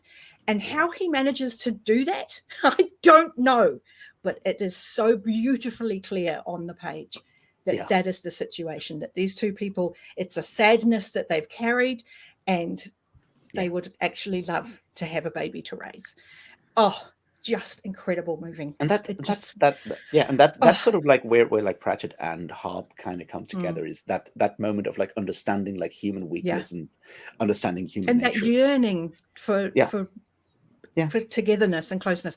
And he does get that right. And you see it in funny ways where you've got Vimes and Sybil, you know, where you get the awkwardness of them, but they also just like being near each other. Yeah. You know, I just love it. It's wonderful. People, it's getting late here. Yeah. And it's getting dark. I'm starting to fade. And Raf's going to be sitting in complete darkness shortly. So I think he already is. Yeah, pretty close. I mean, it's actually very nice lighting right now, Raf. You've got this sort of warm light in front of you, and this very blue sky in the background. It looks really nice. Anyway, thank you for another lovely pub. It's always nice to have so many people join. Yeah. That was a bit of a surprise. I didn't expect Derry, and I mean, Raf and Britain are almost a guarantee at this point, but Alicia I've been up and since Derry 3:30 this morning. I was like, when it got to sort of 4:30, 4:45, I thought, well, the pub's going to start in an hour. I'm going to go and have a cup of tea. I just always feel weird, like self-inviting myself to stuff. That's the whole point, though. I know. Who's walking into the pub? Who's here? The link. I mean, I don't post the link like out publicly on Twitter because I don't want weirdos I don't know. Yeah. I mean, weirdos I know are fine, but like, weirdos I totally don't know joining. If you're going to give somebody existential dread, it's going to be people you know. Exactly. AI simulations. I pretend I know. Yes, exactly. Yeah, like Alicia, it was really cool to have you here. It's like I'm sorry because I'm always too loud and talking too much, and I'm always. You're fine.